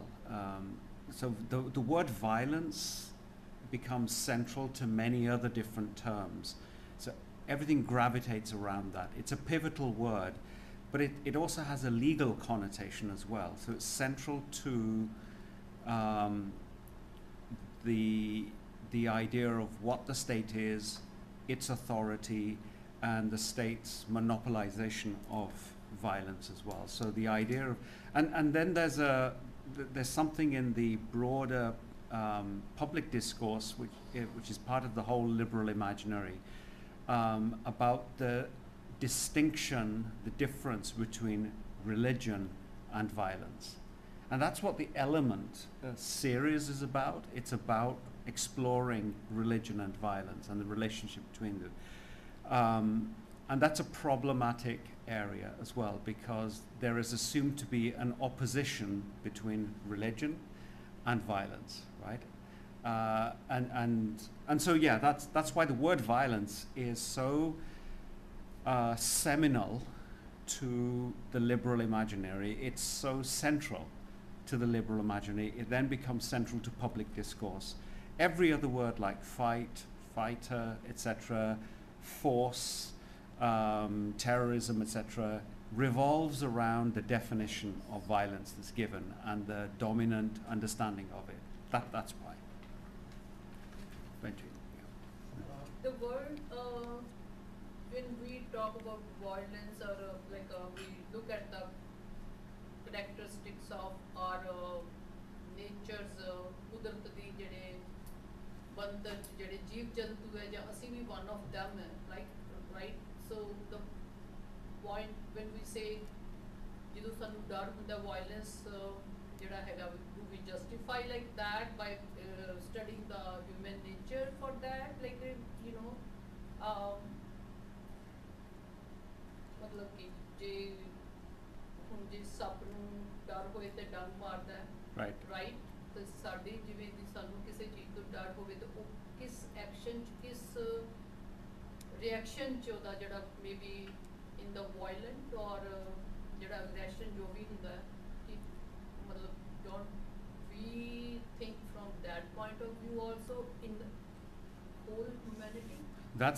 You're actually asking a very good question, which is basically what I'm trying to do also, is open the remit of the term violence, that it should include a much broader spectrum of relations that cause different aspects. So yes, I think it has to include nature, emotions, all of this kind of stuff as well. I think that it's all interlinked, but you've got to open it up, because the definition of violence as it's created by the liberal sort of political machine is based around humans, and it's a very human concept of violence, but actually it's there in nature, it's there in creation.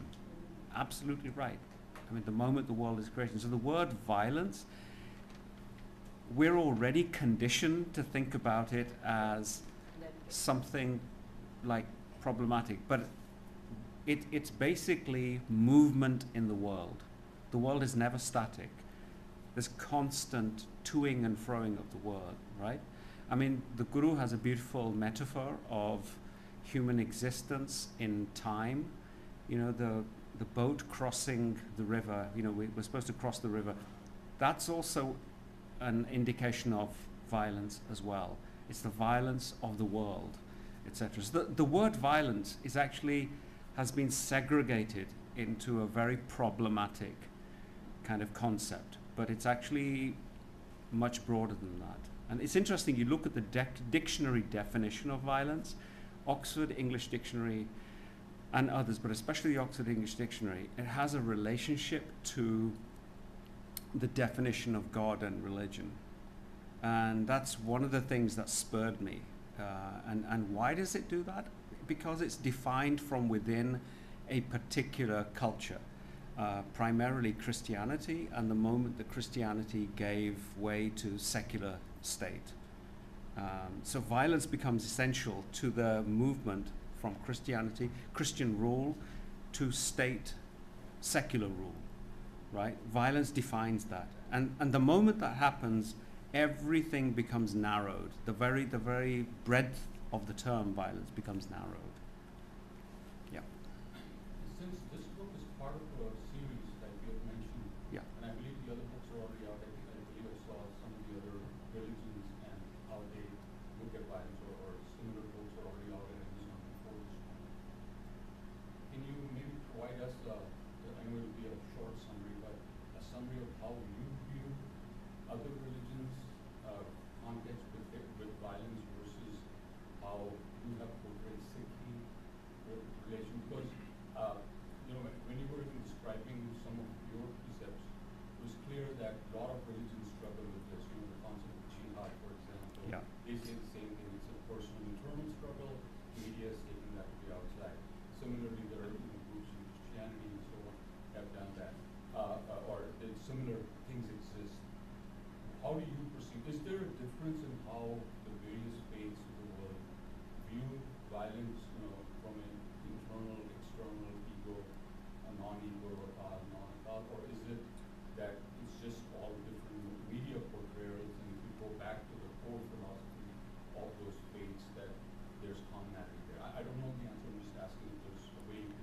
I think that's another very interesting question.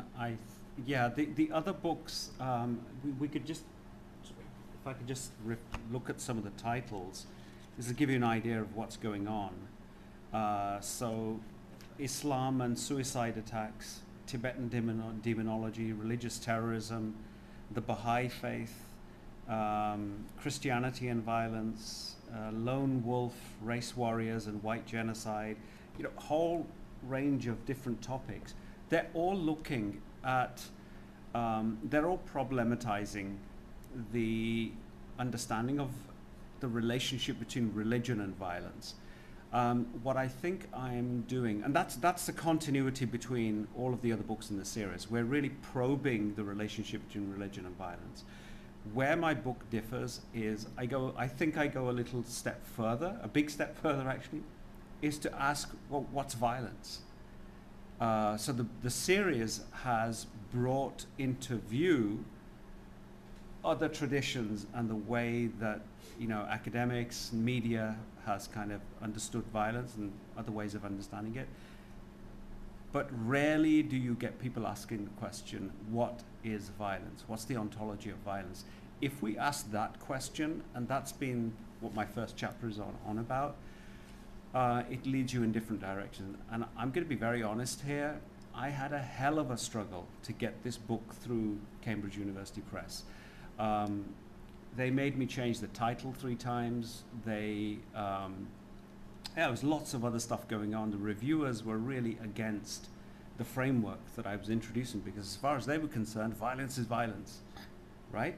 We all know what violence is, and I'm asking a completely different question in a short space of time. So I think that's where I differed. I really wanted to take this opportunity to push back, because nothing changes otherwise.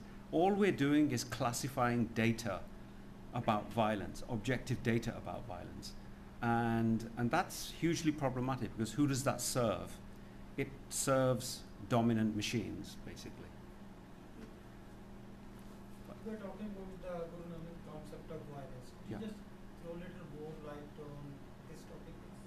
I could, but it would take so long.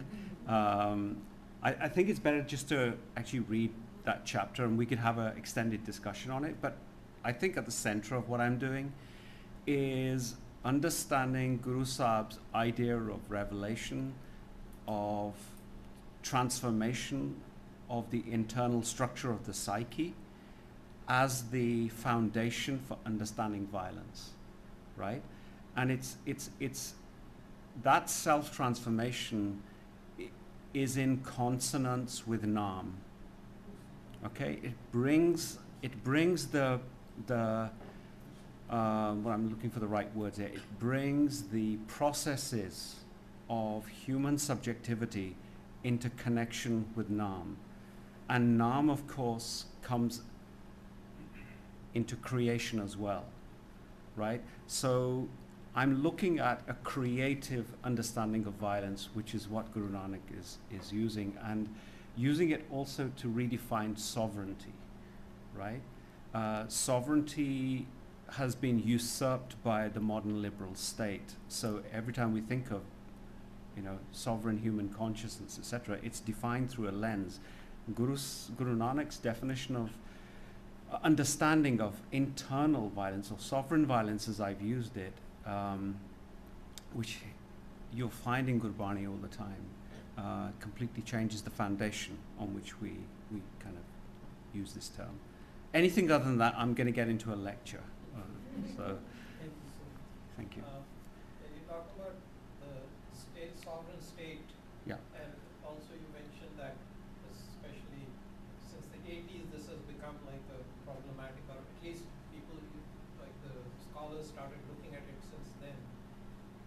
Is it because the state has started, or at some point, maybe even before that, they were using the concept of defining violence and using it against whichever problematic group they thought was kind of, they wanted to either control, or they thought this could be a problem for us, to start labeling and putting them in that framework. Is that what is happening, or what has been happening over time, or is it just a general evolution of?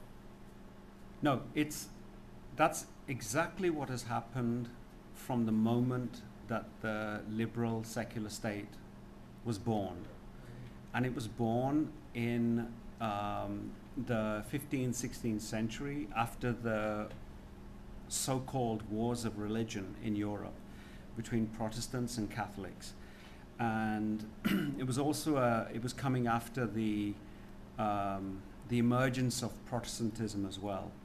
And it was a pushback against the Catholic Church and its political dominance, because the Catholic Church had played a major hand in all of the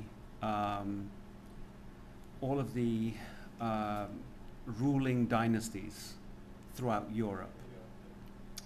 What's replaced, so the Catholic system and even the Protestant system is actually then replaced by a secular system where administrators, democratically elected governments now, the state, basically the modern state, now has sovereignty. So sovereignty passes from God or Christianity to the modern secular state. And in order to do that, the essential step is to monopolize violence. You can't exert rule without having a complete monopoly on violence, okay? So it has to exert that hold on violence. Armed forces, the police, the militia. So the legal systems that the modern state brings into being are enforced by its own violence, the violence of the state. It's exactly that model which is projected into colonialism, into governing other peoples, and also governing minorities as well. And that's, so essentially all I'm doing here is just making that available as a backdrop. Once you understand that, you look at these things in a completely different way. But the short answer to your question is, it's been there for five or 6 centuries, but it keeps coming back in state processes, in the way the state. Recently, in modern time, or just in the last 10 or 15 years, it seems to have, the state has kind of, initially maybe it was done more surreptitiously, but now they're very actively and openly kind of promoting that. Yes.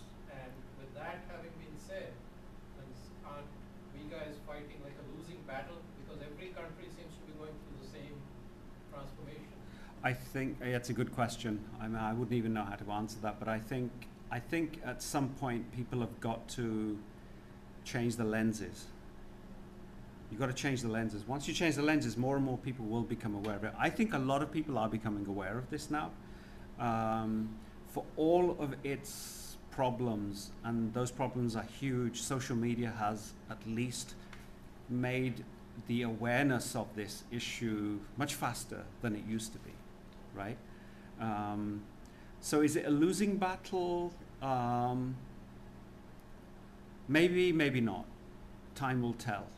Because even on the social media, the state has much more resources to control the social media. Yeah.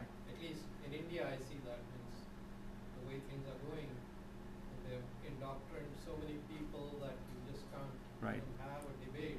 But who's really pushing the buttons now? Is it the state, or is it excessively powerful billionaires like Elon Musk, or these other people, because they can buy governments out, right? That's another. With Musk getting onto Twitter, Yeah.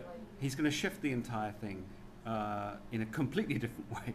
So now it will become an issue of supporting the state. So we need to keep the liberal state intact because of Musk. Yeah. There's capitalist violence for you. Yeah, there you go. And I think in writing this book, you are kind of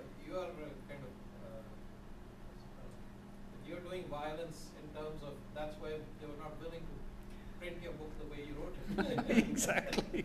Thank you. I guess that's what the book 1984 talked about, state violence. Yes. Yes, it does. Yeah. Are you talking about T. Scher's book? Yeah. Yes. 1984. It does. It does. Does so very nicely as well. Yeah. Yeah. And is all your books available on Amazon? Which one? There's Sikh philosophy? and Yeah. They're both will be available on Amazon. Well, this one's out in print. This one will be in print in 2 months. Yeah, so it's on the way. And we'll have another long discussion about this. That's a whole different topic. Yeah, that's a much bigger book. So, Hanji. One question. Yeah. This was from the very beginning. Before I put the question, what triggered me to ask you this question is William Faulkner's Nobel address, 1949. He went on the lecture. Well, till date, his was the largest lecture, and it always 2 lines. He says, "Past is never dead. It's not even past." That's not important, right? You have already captured from 1469 onwards the whole history, put a perspective. He says that I'm relating to Guru Nanak's and I still am digesting how you have Guru Nanak anti-war violence. Maybe I opening my mouth too wide. Maybe how to transcend violence or something. Though the thesis I think is there. So he also said that why he's writing, all his writing, he wrote about the southern people. He lived in South, nearly 400 characters. So, man in conflict with himself. That's one line. All his 20+ novels emerge from this line. The man in conflict with himself. Then at the end, before the end of his speech, he says, man not only will survive, he will endure. So in this context, are you offering any way out to this violence? Even a suggestion for mankind? I think, yeah. So my question is, I have already heard what your expertise is, but why do you write? Are there any triggers other than your academic requirements? I know you have to publish this, and also you are a scholar of Sikh history. I think you have already cut out your days and hours to write. But what is the main philosophy behind? Why do you write? Let me start. That's my question in that context. That's a great question. Let me start with the second one. Why do I write? I write for myself. I write for myself. Every book I've written, I'm trying to make myself understand what the hell is going on, right? I don't write for enjoyment. Writing is often not particularly enjoyable. It's long hours, many years, and incredible discipline to keep coming back to the desk each day. I'm not saying it's not enjoyable. It is enjoyable. There's an enjoyment in it as well, especially when you put pen to paper. But it's really to make myself understand so that I can then use that self-understanding to teach my students. So it's connected to teaching and pedagogy as well. So that's the one answer. And of course, I've struggled with this at a personal level, and I'm hoping, you can leave something behind for students. Other people can read, but it's also a way of connecting outside of Sikhi. So that I don't write necessarily just for Sikhs. Of course, they're within my ambit, but I write for the rest of the world as well, because unless the rest of the world is able to pick these books up, then this discourse is just for us, basically, for Sikhs, basically, and that's a self-defeat if I were to do that. And this is why I use theory. I put Sikhs in a much wider context. As to your question, is your first question about mankind? Does it leave something? Does it change something? I believe, yes, it does. I think the Gurus gave something to mankind which I believe the Sikhs haven't understood yet. Some have. They're a very small minority, but I think this is a universal message for well beyond Punjabi Sikhs, basically. And that's the challenge. So I think the Guru has changed the understanding of what human nature is, what human psyche is. It's not absolutely unique, but it has some very unique elements that are coming out of the Punjab context as well. But the challenge is now to connect it to the wider world. Buddhism would have been, in the 6th century BCE, would have been just another cult, just another sect, right? Just another ascetic sect, if it had not traveled outside of India, and if monks from outside of India had not come, taken the Buddhist message, translated it into Chinese, into Tibetan, into Japanese, into Southeast Asian languages. We're yet to do that. Yes, we're working in a dominant language, English, but that's, you know, it's still a challenge.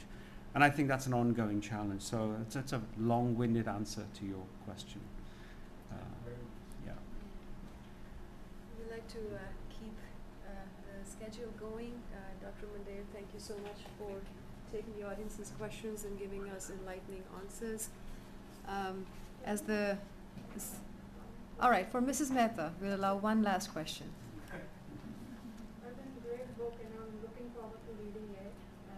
I wrote a whole chapter, dissertation chapter on violence in a literary context, right, with Asian American writings.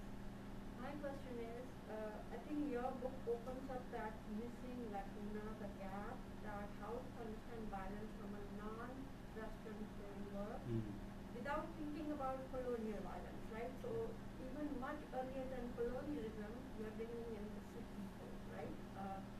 So in my engagement with idea of representability of violence, that can violence be represented?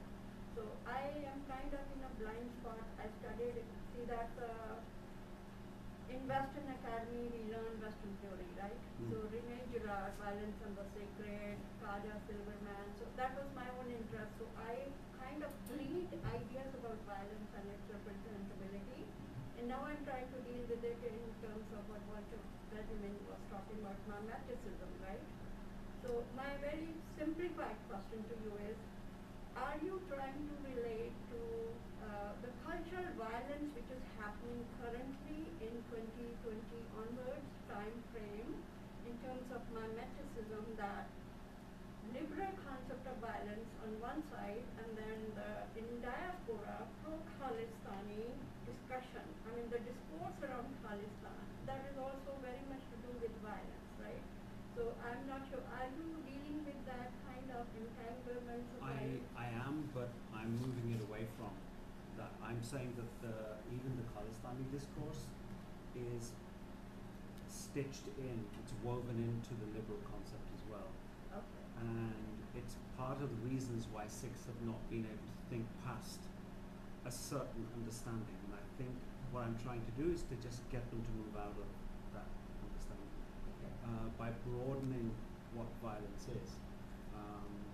And I think they've also bought into a very colonial concept. What I'm trying to do at the core is just open up a concept of resistance. It's perfectly just to resist. The Gurus were all about this. Guru Nanak himself was about resistance, right, to a dominant, oppressive system, whether it's caste or whether it's, you know, oppression in other ways. All of the Gurus stood up. So there is a relationship between what's said in Gurbani, the central message of liberation, self-transformation, and social justice. The question is how we connect the two, right?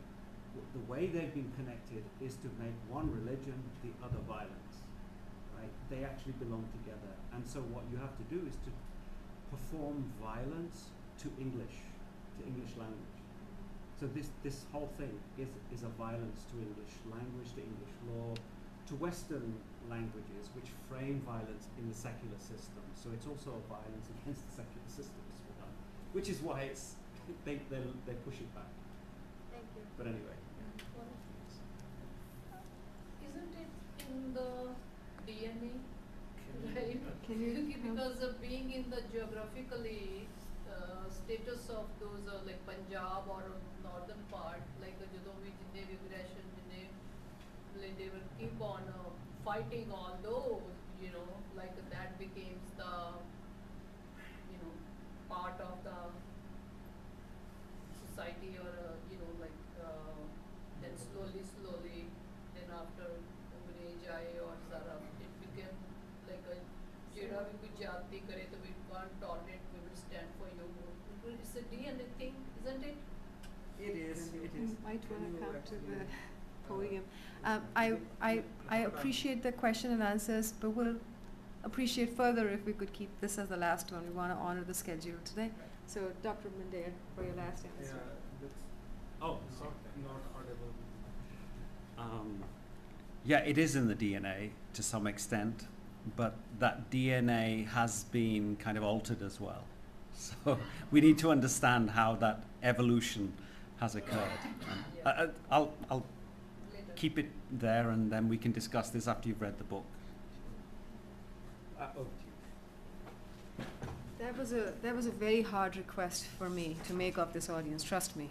I was really enjoying the question and answers and the nuggets of insights that were coming in his responses, but trying to honor the schedule, so my apologies and my appreciation in parallel to all of you. In the last part of this second session, I will now like to invite Professor Jagdish Singh for his presidential remarks for this session. Professor Singh.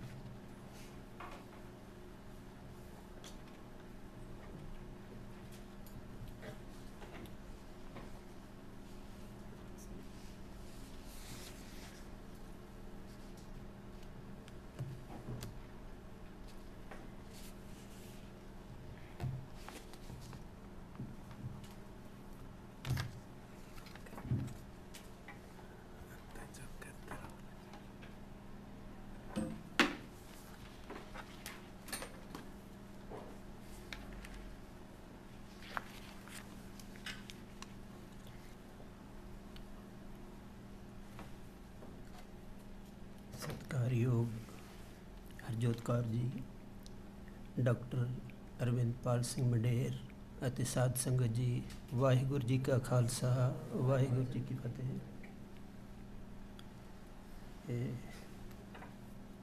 ਇਸ session ਵਿੱਚ ਅਸੀਂ ਮੰਡੇਰ ਸਾਹਿਬ ਦੀ ਬਹੁਤ ਹੀ ਮਹੱਤਵਪੂਰਨ ਵਿਸ਼ੇ 'ਤੇ ਜਿਹੜੀ ਪੁਸਤਕ ਹੈ ਇਸ ਨੂੰ ਡਿਸਕਸ ਕਰ ਰਹੇ ਹਾਂ, ਡਿਸਕਸ ਕੀਤਾ ਹੈ। ਸੋ ਇਸ ਵਿੱਚ ਅਮਨਦੀਪ ਸਿੰਘ ਨੇ ਅਤੇ ਮੰਡੇਰ ਸਾਹਿਬ ਨੇ ਅਤੇ ਕੁਐਸਚਨਸ ਦੇ ਵਿੱਚ ਜਿਹੜੀ ਉੱਭਰੀ ਡਿਸਕਸ਼ਨ ਆ ਉਹਨੇ ਕਾਫੀ ਜ਼ਿਆਦਾ ਇਹਦੇ ਅੰਦਰਲੇ ਜਿਹੜੇ ਕਨਸੈਪਟਸ ਹਨ ਉਹਦੇ ਅੰਦਰ ਜਿਹੜਾ ਧੁਰਾ ਹੈ ਉਸ ਨੂੰ ਸੈਂਟਰ 'ਚ ਲੈ ਆਉਂਦਾ ਹੈ। ਸੋ ਇਹ ਇੱਕ ਬਹੁਤ ਚੰਗਾ ਸੈਸ਼ਨ ਮੇਰੀ ਨਜ਼ਰ ਦੇ ਵਿੱਚ ਹੋਇਆ, ਜਿਹਦੇ ਵਿੱਚ ਕਿ ਰਾਈਟਰ ਆਪ ਮੌਜੂਦ ਨੇ ਅਤੇ ਅਮਨਦੀਪ ਸਿੰਘ ਨੇ ਸਕਾਲਰਲੀ ਪੇਪਰ ਪੜ੍ਹਿਆ ਅਤੇ ਡਿਸਕਸ਼ਨ ਨੇ ਬਹੁਤ ਜ਼ਿਆਦਾ ਗਹਿਰਾਈ ਦੇ ਵਿੱਚ ਉਹਦੇ ਨਾਲ ਇਕਸਰ ਹੁੰਦੇ ਹੋਏ ਇੱਕ ਮਾਹੌਲ ਸਿਰਜਿਆ।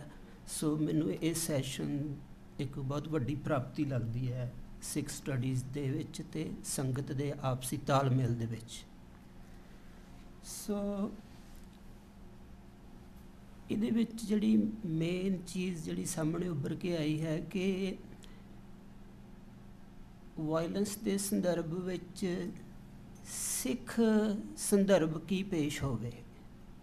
ਸੋ ਇਹ ਬੜਾ ਇੱਕ ਇੰਪੋਰਟੈਂਟ ਕੁਐਸਚਨ ਹੈ ਅਤੇ ਮੈਥਡ ਦੇ ਨੁਕਤੇ ਤੋਂ, ਪਰਸਪੈਕਟਿਵ ਦੇ ਨੁਕਤੇ ਤੋਂ ਵੀ ਉਹ ਸੰਦਰਭ ਪੇਸ਼ ਹੋਵੇ, ਉਹ ਲੱਭਿਆ ਜਾਵੇ। ਇਹ ਮੰਗ ਬਹੁਤ ਮੇਰੇ ਖਿਆਲ ਸੈਂਟਰ ਦੇ ਵਿੱਚ ਆਈ ਹੈ।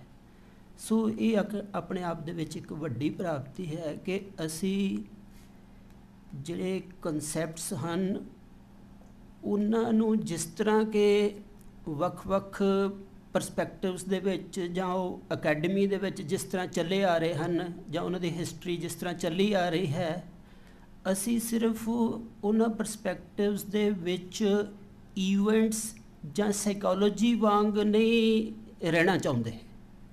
ਸੋ ਇਹ ਆਪਣੇ ਆਪ ਦੇ ਵਿੱਚ ਇੱਕ ਚੰਗੀ ਗੱਲ ਹੈ ਕਿ ਅਸੀਂ ਕਿਸੇ ਆਪਣੇ ਮੂਲ ਐਕਸਪੀਰੀਅੰਸ ਦੇ ਵਿੱਚੋਂ ਦੀ ਲੰਘ ਕੇ ਬਣਾਏ ਪਰਸਪੈਕਟਿਵ ਤੋਂ ਬਗੈਰ ਕਿਸੇ ਹੋਰ ਪਰਸਪੈਕਟਿਵ ਦਾ ਡਾਟਾ ਨਹੀਂ ਹਾਂ, ਉਹਦੇ ਵਿੱਚ ਕੋਈ ਮਨੋਵਿਗਿਆਨ ਨਹੀਂ ਹਾਂ।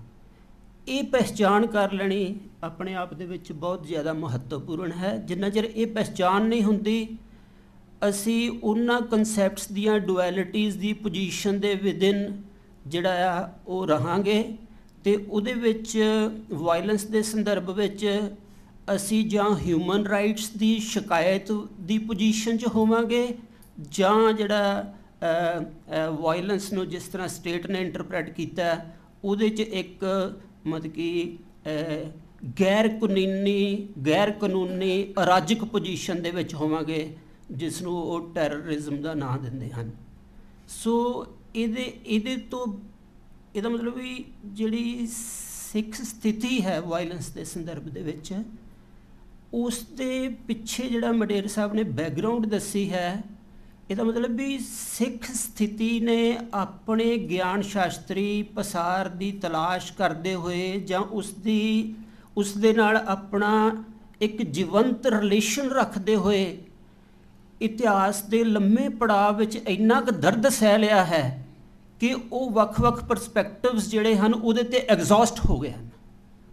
ਸੋ ਮੰਡੇਰ ਸਾਹਿਬ ਦੀ ਜਿਹੜੀ ਸਕਾਲਰਸ਼ਿਪ ਆ, ਜਦੋਂ ਉਹਦੀ ਬੈਕਗਰਾਊਂਡ ਦੱਸ ਰਹੇ ਸੀਗੇ ਆਪਣੀ ਕਿਤਾਬ ਲਿਖਣ ਦੀ, ਤਾਂ ਉਹ ਬੈਕਗਰਾਊਂਡ ਜਿਹੜੀ ਆ ਉਹ ਸਿਰਫ ਕੋਈ ਫੈਕਚੁਅਲ ਜਾਂ ਕੋਈ ਡਿਟੇਲ ਨਹੀਂ ਸੀ, ਨਾ ਹੀ ਕੋਈ ਹਿਸਟਰੀ ਦੇ ਪੜਾਅ ਦੱਸੇ ਜਾ ਰਹੇ ਸੀ।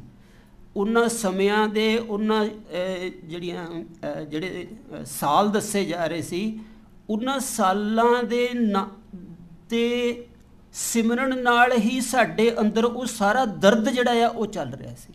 ਸੋ ਸਕਾਲਰ ਜਿਹੜੀ ਆ ਉਹ ਇੱਕ ਵੱਡੇ ਦਰਦ ਦੀ ਟ੍ਰੈਡੀਸ਼ਨ ਦੇ ਵਿੱਚੋਂ ਦੀ ਇਸ ਮੁਕਾਮ 'ਤੇ ਪਹੁੰਚਿਆ। ਇਹ ਕਿਤਾਬ ਜਿਹੜੀ ਆ ਸਾਡੇ ਸਿੱਖ ਪੰਥ ਦੇ ਸਾਂਝੇ ਦਰਦ ਦੇ ਵਿੱਚੋਂ ਦੀ ਕੋਈ ਉਹਨੂੰ ਆਪਣੇ 'ਤੇ ਹੰਡਾਉਂਦੇ ਹੋਏ ਉਹਦੇ ਵਿੱਚੋਂ ਦੀ ਕੋਈ ਰਸਤਾ ਤਲਾਸ਼ ਕਰਨ ਦੀ ਇੱਕ ਗੰਭੀਰ ਕੋਸ਼ਿਸ਼ ਹੈ, ਅਤੇ ਜਿਹੜੀ ਕਿ ਬਹੁਤ ਸਫਲ ਕੋਸ਼ਿਸ਼ ਹੈ। ਸੋ ਮੈਂ ਮਤਲਬ ਕਿ ਉਸ ਦਰਦ ਦੇ ਵਿੱਚੋਂ ਲੰਘਦਾ ਹੋਇਆ, ਮੰਡੇਰ ਸਾਹਿਬ ਜਿਹੜੇ ਉਸ ਦਰਦ 'ਚੋਂ ਲੰਘੇ ਹੋਣਗੇ ਉਸ ਨੂੰ ਫੀਲ ਕਰ ਰਿਹਾ ਹਾਂ, ਅਤੇ ਇਹਨਾਂ ਦਾ ਇਸ ਯਤਨ ਦੇ ਲਈ ਪੰਥ ਵੱਲੋਂ ਅਤੇ ਆਪਣੇ ਤਹਿ ਦਿਲੋਂ ਇੱਕ ਧੰਨਵਾਦ ਵੀ ਕਰ ਰਿਹਾ ਹਾਂ।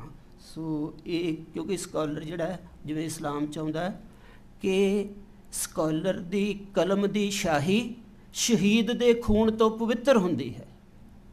ਸੋ ਇਹ ਚੀਜ਼ ਨੂੰ ਜਿੰਨਾ ਚਿਰ ਸਾਡੀ ਕਮਿਊਨਿਟੀ ਨਹੀਂ ਸਮਝੇਗੀ, ਉਹਦੇ ਜਿਹੜੇ ਵੱਡੇ ਸਕਾਲਰਸ ਆ ਉਹਨਾਂ ਦੀ ਪਛਾਣ ਸਾਂਝੇ ਰੂਪ 'ਚ ਨਹੀਂ ਹੋਏਗੀ, ਅਤੇ ਜਿੰਨਾ ਚਿਰ ਸਕਾਲਰਸ਼ਿਪ ਦੀ ਇਸ ਲੈਵਲ ਦੀ ਪਛਾਣ ਨਹੀਂ ਹੁੰਦੀ, ਉਹਨਾਂ ਚਿਰ ਇਸ ਫਸੀ ਹੋਈ ਉਲਝੀ ਹੋਈ ਸਥਿਤੀ ਦੇ ਵਿੱਚੋਂ ਬੇੜੀ ਪਾਰ ਕਰਨੀ ਥੋੜ੍ਹੀ ਔਖੀ ਹੁੰਦੀ ਹੈ। ਸੋ ਮੈਂ ਇਹਨਾਂ ਨੂੰ ਇਸ ਗੱਲ ਦੀ ਵਧਾਈ ਦਿੰਦਾ। ਸੋ ਹੁਣ ਇਹਦੇ ਵਿੱਚ ਮੰਡੇਰ ਸਾਹਿਬ ਦੀ ਕੁਐਸਚਨਸ ਦੇ ਵਿੱਚੋਂ ਇਹੀ ਗੱਲ ਜਿਹੜੀ ਉਹ ਸਾਹਮਣੇ ਆਈ, ਅਤੇ ਮੈਨੂੰ ਲੱਗਿਆ ਵੀ ਇਹ ਪੁਆਇੰਟ ਦੱਸਣਾ ਚਾਹੀਦਾ ਕਿ ਮੰਡੇਰ ਸਾਹਿਬ ਦੀ ਜਿਹੜੀ ਰਾਈਟਿੰਗ ਹੈ ਉਹ ਸਕਾਲਰਸ਼ਿਪ ਦਾ ਕੋਈ ਇੱਕ ਕਰਮ ਨਹੀਂ ਪੂਰਾ ਕਰਦੀ। ਉਹ ਸਕਾਲਰਸ਼ਿਪ ਦੇ ਇਹਨਾਂ ਨੇ ਜਵਾਬ ਦੇ ਵਿੱਚ ਵੀ ਥੋੜ੍ਹੇ ਇਸ਼ਾਰੇ ਦੇ ਦਿੱਤੇ ਆ। ਉਹ ਸਕਾਲਰਸ਼ਿਪ ਦੇ ਬਹੁਤ ਪਸਾਰੀ ਜਿਹੜੇ ਆਯਾਮ ਹਨ ਅਤੇ ਉਹਦੀਆਂ ਜ਼ਿੰਮੇਵਾਰੀਆਂ ਹਨ, ਉਹਨਾਂ ਨੂੰ ਪੂਰਾ ਕਰਨ ਵਾਲੀ ਰਾਈਟਿੰਗ ਹੈ। ਸੋ ਇਹਦੇ 'ਚ ਸਕਾਲਰ ਸਿਰਫ ਇੱਕ ਸਕਾਲਰਲੀ ਡਿਬੇਟ 'ਚ ਨਹੀਂ ਰੁੱਝਿਆ ਹੋਇਆ। ਇਹਨਾਂ ਦੀ ਕਿਤਾਬ ਜਿਹੜੀ ਹੈ, ਪਹਿਲੀ ਕਿਤਾਬ ਵੀ ਜਿਹੜੀ ਇਹਨਾਂ ਦੀ ਸੀਗੀ religion and ਸਪੈਕਟਰ of the West, ਉਹਦੇ ਵਿੱਚ ਵੀ ਇਹ ਕਿਸੇ ਕਨਸੈਪਟਸ ਦੀਆਂ ਵੱਖ-ਵੱਖ ਟ੍ਰੈਡੀਸ਼ਨਸ ਨੂੰ ਦੱਸਦੇ ਆ, ਜਦ ਕਿ ਸਕਾਲਰਲੀ ਡਿਬੇਟ ਲਈ ਕੋਈ ਬਹੁਤ ਜ਼ਰੂਰੀ ਨਹੀਂ ਹੁੰਦਾ ਕਿ ਉਹ ਸਾਰੀਆਂ ਟ੍ਰੈਡੀਸ਼ਨਸ ਦੇ ਉੱਤੇ ਕਾਫੀ ਮਿਹਨਤ ਕੀਤੀ ਜਾਵੇ, ਉਹਦੇ 'ਤੇ ਸਮਾਂ ਲਾਇਆ ਜਾਵੇ।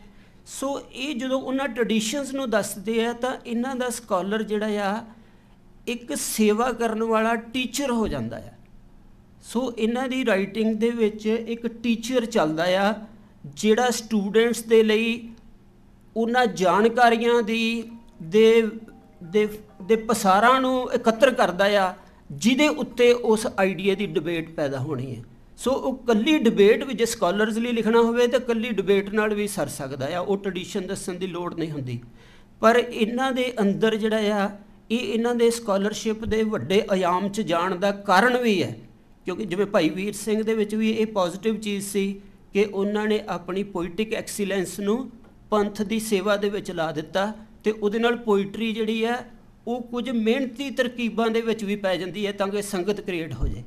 ਸੋ ਉਹਦੇ 'ਚ ਜਿਹੜਾ ਇੱਕ ਸਬਲਾਈਮ ਜਿਹੜੀ ਫਲਾਈਟ ਹੁੰਦੀ ਆ, ਉਹਦੇ ਵਿੱਚ ਪਾਰਟੀਸਪੇਟ ਕਰਾ ਲਿਆ ਜਾਂਦਾ ਕਿਸੇ ਸਿੰਬਲ ਦੇ ਦੁਆਲੇ, ਸਿੰਬਲ ਦੀ ਟਰਾਂਸਪੇਰੈਂਸੀ ਦੇ ਦੁਆਲੇ। ਸੋ ਇਹ ਇੱਕ ਬਹੁਤ ਵੱਡੀ ਅਵਸਥਾ ਹੁੰਦੀ ਹੈ ਜਿਹੜੀ ਸਕਾਲਰ ਨੂੰ, ਮੈਂ ਥੋੜ੍ਹੀ ਧਾਰਮਿਕ ਲਫ਼ਜ਼ ਵਰਤਾਂਗਾ, ਮੇਰ ਦੇ ਰੈਲਮ 'ਚ ਲੈ ਜਾਂਦੀ ਹੈ ਜਾਂ ਉਹਦੇ ਕਾਸਮਿਕ ਕੰਸਰਨ ਜਗਾ ਦਿੰਦੀ ਹੈ। ਸੋ ਮੰਡੇਰ ਸਾਹਿਬ ਦੀ ਰਾਈਟਿੰਗਸ ਦੇ ਵਿੱਚ ਮੈਂ ਇਹ ਲਗਾਤਾਰ ਦੇਖਦਾ ਆ ਰਿਹਾ ਕਿ ਇਹ ਕਿਸੇ ਹਾਇਰ ਐਕਸਪੀਰੀਅੰਸ ਨੂੰ ਆਪਣੇ ਅੰਦਰ ਸਾਈਲੈਂਟ ਕਰਕੇ ਅਤੇ ਪੰਥ ਦੀ ਸਾਂਝੇ ਦਰਦ ਦੇ ਵਿੱਚ ਪਾਰਟੀਸਪੇਟ ਕਰਕੇ ਉਹਦੇ ਵਿੱਚੋਂ ਸਕਾਲਰਸ਼ਿਪ ਜਗਾਉਂਦੇ ਹਨ ਅਤੇ ਉਹਦੇ ਨਾਲ ਇੱਕ ਸੰਗਤੀ ਮਾਹੌਲ ਕ੍ਰੀਏਟ ਕਰਦੇ ਹੋਏ ਇੱਕ ਟੀਚਰ ਦੀ ਜ਼ਿੰਮੇਵਾਰੀ ਨਿਭਾਉਂਦੇ ਹਨ। ਇਹ ਬਹੁਤ ਵੱਡੀ ਚੀਜ਼ ਹੈ ਅਤੇ ਬਹੁਤ ਰੇਅਰ ਚੀਜ਼ ਆ। ਮੈਂ ਇਹਦੀ ਬਹੁਤ ਦਾਦ ਦਿੰਦਾ ਇਸ ਗੱਲ ਦੀ, ਜਿਹੜੇ ਸਕਾਲਰ 'ਚ ਇਹ ਚੀਜ਼ ਹੋਵੇ ਉਹ ਵੱਡੀ ਥਾਂ 'ਤੇ ਹੁੰਦਾ ਹਮੇਸ਼ਾ ਹੀ। ਸੋ ਇਹਨਾਂ ਦੇ ਉੱਤੇ ਇਹ ਬਖਸ਼ਿਸ਼ ਆ, ਇਹਨਾਂ ਦੇ ਉੱਤੇ ਇਹ ਚੀਜ਼ ਇਹਨਾਂ ਕੋਲ ਹੈ। ਸੋ ਇਹਨਾਂ ਨੇ ਫਿਰ ਉਹਦੇ ਵਿੱਚ ਇਹਨਾਂ ਦੀ ਕਿਤਾਬ ਦੇ ਵਿੱਚ ਜਿਹੜੀ ਹੈ ਡੀਓਂਟੋਲੋਜਾਈਜ਼ ਕਰਨ ਦੀ ਜਿਹੜੀ ਦਿਸ਼ਾ ਪਈ ਹੈ, ਉਹਦੇ 'ਚ ਕ੍ਰਿਟੀਕਲ ਥਿਊਰੀ ਵੀ ਆ ਰਹੀ ਹੈ। ਕ੍ਰਿਟੀਕਲ ਥਿਊਰੀ ਦੇ ਵਿੱਚ ਜਿਹੜੀ ਆ ਉਹ ਹਿਸਟਰੀ, ਕਨਸੈਪਟਸ ਅਤੇ ਪੋਲਿਟੀ, ਅਤੇ ਉਹਦੇ ਵਿੱਚ ਜਿਹੜਾ ਸਿੰਬਲਿਜ਼ਮ ਬਣਦਾ ਉਹਦੇ ਪਿੱਛੇ ਸਾਈਕੋਲੋਜੀਕਲ ਪਸਾਰ ਕੀ ਪਏ ਹੁੰਦੇ ਆ, ਇਹਨਾਂ ਸਾਰੀਆਂ ਚੀਜ਼ਾਂ ਨੂੰ ਇਕੱਠਾ ਦੇਖਿਆ ਜਾਂਦਾ ਆ।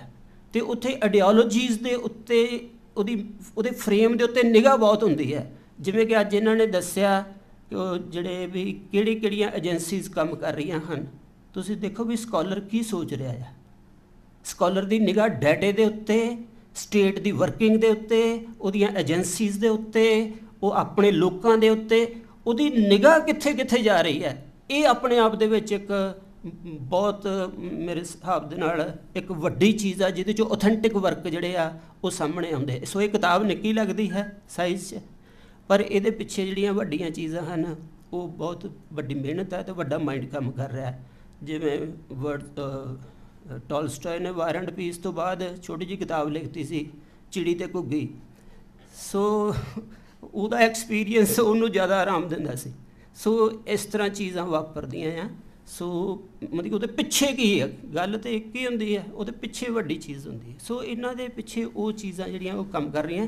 ਸੋ ਨਾਲ ਜਿਵੇਂ ਅਮਨਦੀਪ ਸਿੰਘ ਨੇ ਆਪਣੇ ਪੇਪਰ ਦੇ ਵਿੱਚ ਦੱਸਿਆ ਕਿ ਇਹਦੇ ਵਿੱਚ ਇੱਕ ਇਹਨਾਂ ਦੀ ਰਾਈਟਿੰਗ, ਪੁਰਾਣੀ ਰਾਈਟਿੰਗ ਦੇ ਵਿੱਚ ਵੀ ਜਿਹੜਾ ਸਾਊਂਡ ਵਾਲਾ chapter C religion and ਸਪੈਕਟਰ of the West ਦੇ ਵਿੱਚ, ਉਹਦੇ 'ਚ ਵੀ ਫਿਲੋਸਫਾਈਜ਼ੇਸ਼ਨ ਦੇ ਜਿਹੜੇ ਪ੍ਰੋਸੈਸਿਸ ਜਿਹੜੇ ਸੀਗੇ ਜਾਂ ਇਹਨਾਂ ਦੇ ਅੰਦਰ ਪਿਆ ਇੱਕ ਫਿਲਾਸਫਰ ਜਿਹੜਾ ਸੀਗਾ ਉਹਦੇ ਇਸ਼ਾਰੇ ਮਿਲ ਰਹੇ ਸੀਗੇ ਅਤੇ ਕਾਫੀ ਜ਼ਰਖੇਜ਼ ਇਸ਼ਾਰੇ ਸੀ। ਇਸ ਕਿਤਾਬ ਦੇ ਵਿੱਚ ਉਹ ਇਸ਼ਾਰੇ ਇੱਕ ਮੈਚੁਰ ਫਿਲਾਸਫਰ ਦੇ ਤੌਰ 'ਤੇ ਵਿੱਚ ਦਖਲ ਦੇ ਰਹੇ ਹਨ, ਜਿਹੜਾ ਕਿ ਬਹੁਤ ਸੰਜਮਮਈ ਹੈ। ਪਰ ਫਿਲਾਸਫਰ ਜਦੋਂ ਕਿਸੇ ਵੀ ਆਈਡੀਓਲੋਜੀਕਲ ਫਰੇਮਸ ਜਾਂ ਹਿਸਟਰੀ ਦੀ ਜਿਹੜੀ ਪੇਚੀਦਗੀ ਆ ਉਹਦੇ ਧੁਰ ਅੰਦਰ ਕੰਮ ਕਰ ਰਹੇ ਜਿਹੜੇ ਕਨਸੈਪਚੁਅਲ ਸਟਰਕਚਰਸ ਹਨ ਉਹਨਾਂ ਨੂੰ ਫਿਲਸਫੀਕਲੀ ਟੱਚ ਕਰ ਦੇਵੇ ਤਾਂ ਉਹ ਟੋਟਲ ਟਾਈਮ ਨੂੰ ਕਈ ਵਾਰੀ ਮਤਲਬ ਕਿ ਬਦਲ ਦੇਣ ਦੀ ਸੰਭਾਵਨਾ ਪੈਦਾ ਕਰ ਦਿੰਦਾ। ਸੋ ਉਹਦੇ 'ਚ ਬਾਰੀ ਡਿਟੇਲਸ ਅਤੇ ਉਹਦੇ ਇਮੋਸ਼ਨਸ ਦੇ ਜਿਹੜੇ ਰੁਦਨ ਹਨ ਜਾਂ ਉਹਦੀਆਂ ਸਿੰਪਥੀਜ਼ ਹਨ, ਉਹਨਾਂ ਸਾਰੀ ਡਿਟੇਲਸ ਤੋਂ ਬਾਹਰ ਕੱਢ ਕੇ ਤੁਹਾਨੂੰ ਬਹੁਤ ਸੰਜਮਮਈ ਇਸ਼ਾਰਿਆਂ ਦੇ ਨਾਲ ਇੱਕ ਨਵਾਂ ਅਸਮਾਨ ਸੋਚਣ ਲਈ ਦੇ ਦਿੰਦਾ। ਸੋ ਇਸ ਰਾਈਟਿੰਗ ਦੇ ਵਿੱਚ ਉਹ ਚੀਜ਼ ਵੀ ਕੰਮ ਕਰਦੀ ਪਈ ਆ। ਸੋ ਮੈਂ ਇਹ ਮੰਨਦਾ ਕਿ ਇਹ ਰਾਈਟਿੰਗ ਆਪਣੇ ਆਪ ਦੇ ਵਿੱਚ ਬਹੁਤ ਸਾਡੇ ਲਈ ਇੱਕ ਸੁਭਾਗੀ ਰਾਈਟਿੰਗ ਹੈ, ਜਿਹੜੀ ਸਾਨੂੰ ਇਹਨਾਂ ਦੇ ਅੰਦਰਲੇ ਸਕਾਲਰ ਦੀਆਂ ਇਹ ਵੱਖ-ਵੱਖ ਜਿਹੜੀਆਂ ਡਾਇਮੈਂਸ਼ਨਸ ਆ ਉਹ ਦਿਖਾ ਰਹੀ ਹੈ। ਸੋ ਇਹਦੇ ਨਾਲ ਮੈਂ ਇੱਕ ਆਖਰੀ ਚੀਜ਼ ਹੋਰ ਜੋੜਨੀ ਚਾਹਾਂਗਾ ਕਿ ਉਹ ਮੈਂ ਹੁਣ ਪੰਕਤੀ 'ਤੇ ਕਿਤੇ ਲਿਖੀ ਸੀਗੀ। ਸੋ ਇਹਨਾਂ ਨੇ ਦੱਸਿਆ ਕਿ ਜਿਹੜੀ ਇਹ ਵਿਧੀ ਪੈਦਾ ਕਰ ਰਹੇ ਹਨ, ਮੈਂ ਅਖੀਰ 'ਚ ਉਹਦੇ 'ਤੇ ਵਿਧੀ 'ਤੇ ਬੋਲਣਾ ਥੋੜ੍ਹਾ ਜਿਹਾ। ਸੋ ਮੈਂ ਹਾਲੇ ਥੋੜ੍ਹਾ ਸੋ ਉਹਦੇ ਵਿੱਚ ਇਹ ਦਿਖਾ ਰਿਹਾ ਕਿ ਜਿਹੜਾ ਨਾਮ ਰਸ ਆ ਜਾਂ ਇਹਨਾਂ ਨੇ ਉਹਨੂੰ ਸਪਿਰਚੁਅਲ ਐਲੀਮੈਂਟ ਜਾਂ ਇਹੋ ਜਿਹਾ ਲਫ਼ਜ਼ ਵਰਤਿਆ। ਸੋ ਉਹ ਜਿਹੜੀ ਇੰਟਰਡਿਸਪਲਿਨਰੀ ਜਿਹੜੀ ਅਪਰੋਚ ਪੈਦਾ ਹੋ ਰਹੀ ਹੈ ਉਹਦੇ ਹਰ ਇੱਕ ਆਸਪੈਕਟ ਦੇ ਪਿੱਛੇ ਉਹ ਚੀਜ਼ ਕੰਮ ਕਰ ਰਹੀ ਹੈ। ਸੋ ਇਹ ਪੰਕਤੀ ਇਹਨਾਂ ਦੇ ਵਿੱਚ ਕਿਤੇ ਆਈ ਹੈ। ਸੋ ਉਹ ਲਫ਼ਜ਼ ਜਿਹੜਾ ਆ ਉਹ ਦੱਸਦਾ ਹੈ ਕਿ ਜਿੰਨਾ ਚਿਰ ਮਤਲਬ ਕਿ ਇਹਨਾਂ ਦੀ ਰਾਈਟਿੰਗ ਦੇ ਵਿੱਚ ਇਹ ਚੀਜ਼ ਆ ਜਾਣੀ ਆਪਣੇ ਆਪ ਦੇ ਵਿੱਚ ਬਹੁਤ ਵੱਡੀ ਹੈ ਕਿ ਸਪਿਰਿਚੁਅਲ ਰਿਅਲਾਈਜੇਸ਼ਨ ਜਿਹੜੀ ਆ ਉਹਦੇ ਵਿੱਚੋਂ ਸੈਲਫ ਦੀ ਬਣਤਰ, ਉਹਦੇ ਵਿੱਚੋਂ ਕਨਸੈਪਟਸ ਦੀ ਬਣਤਰ, ਉਹਦੇ ਵਿੱਚੋਂ ਫਲਸਫੇ, ਉਹਨੂੰ ਪੈਦਾ ਕਰਨ ਦੀ ਸਮਰੱਥਾ ਪੈਦਾ ਕਰਨੀ, ਅਤੇ ਕ੍ਰਿਟੀਕਲ ਥਿਊਰੀ ਦਾ ਜਿਹੜਾ ਅਕੈਡਮੀ ਦੇ ਵਿੱਚ ਈਡੀਅਮ ਆ ਉਹਨੂੰ ਸਾਥ ਲੈਂਦੇ ਹੋਏ ਫਿਲਾਸਫੀ ਨੂੰ ਜੋੜਨਾ।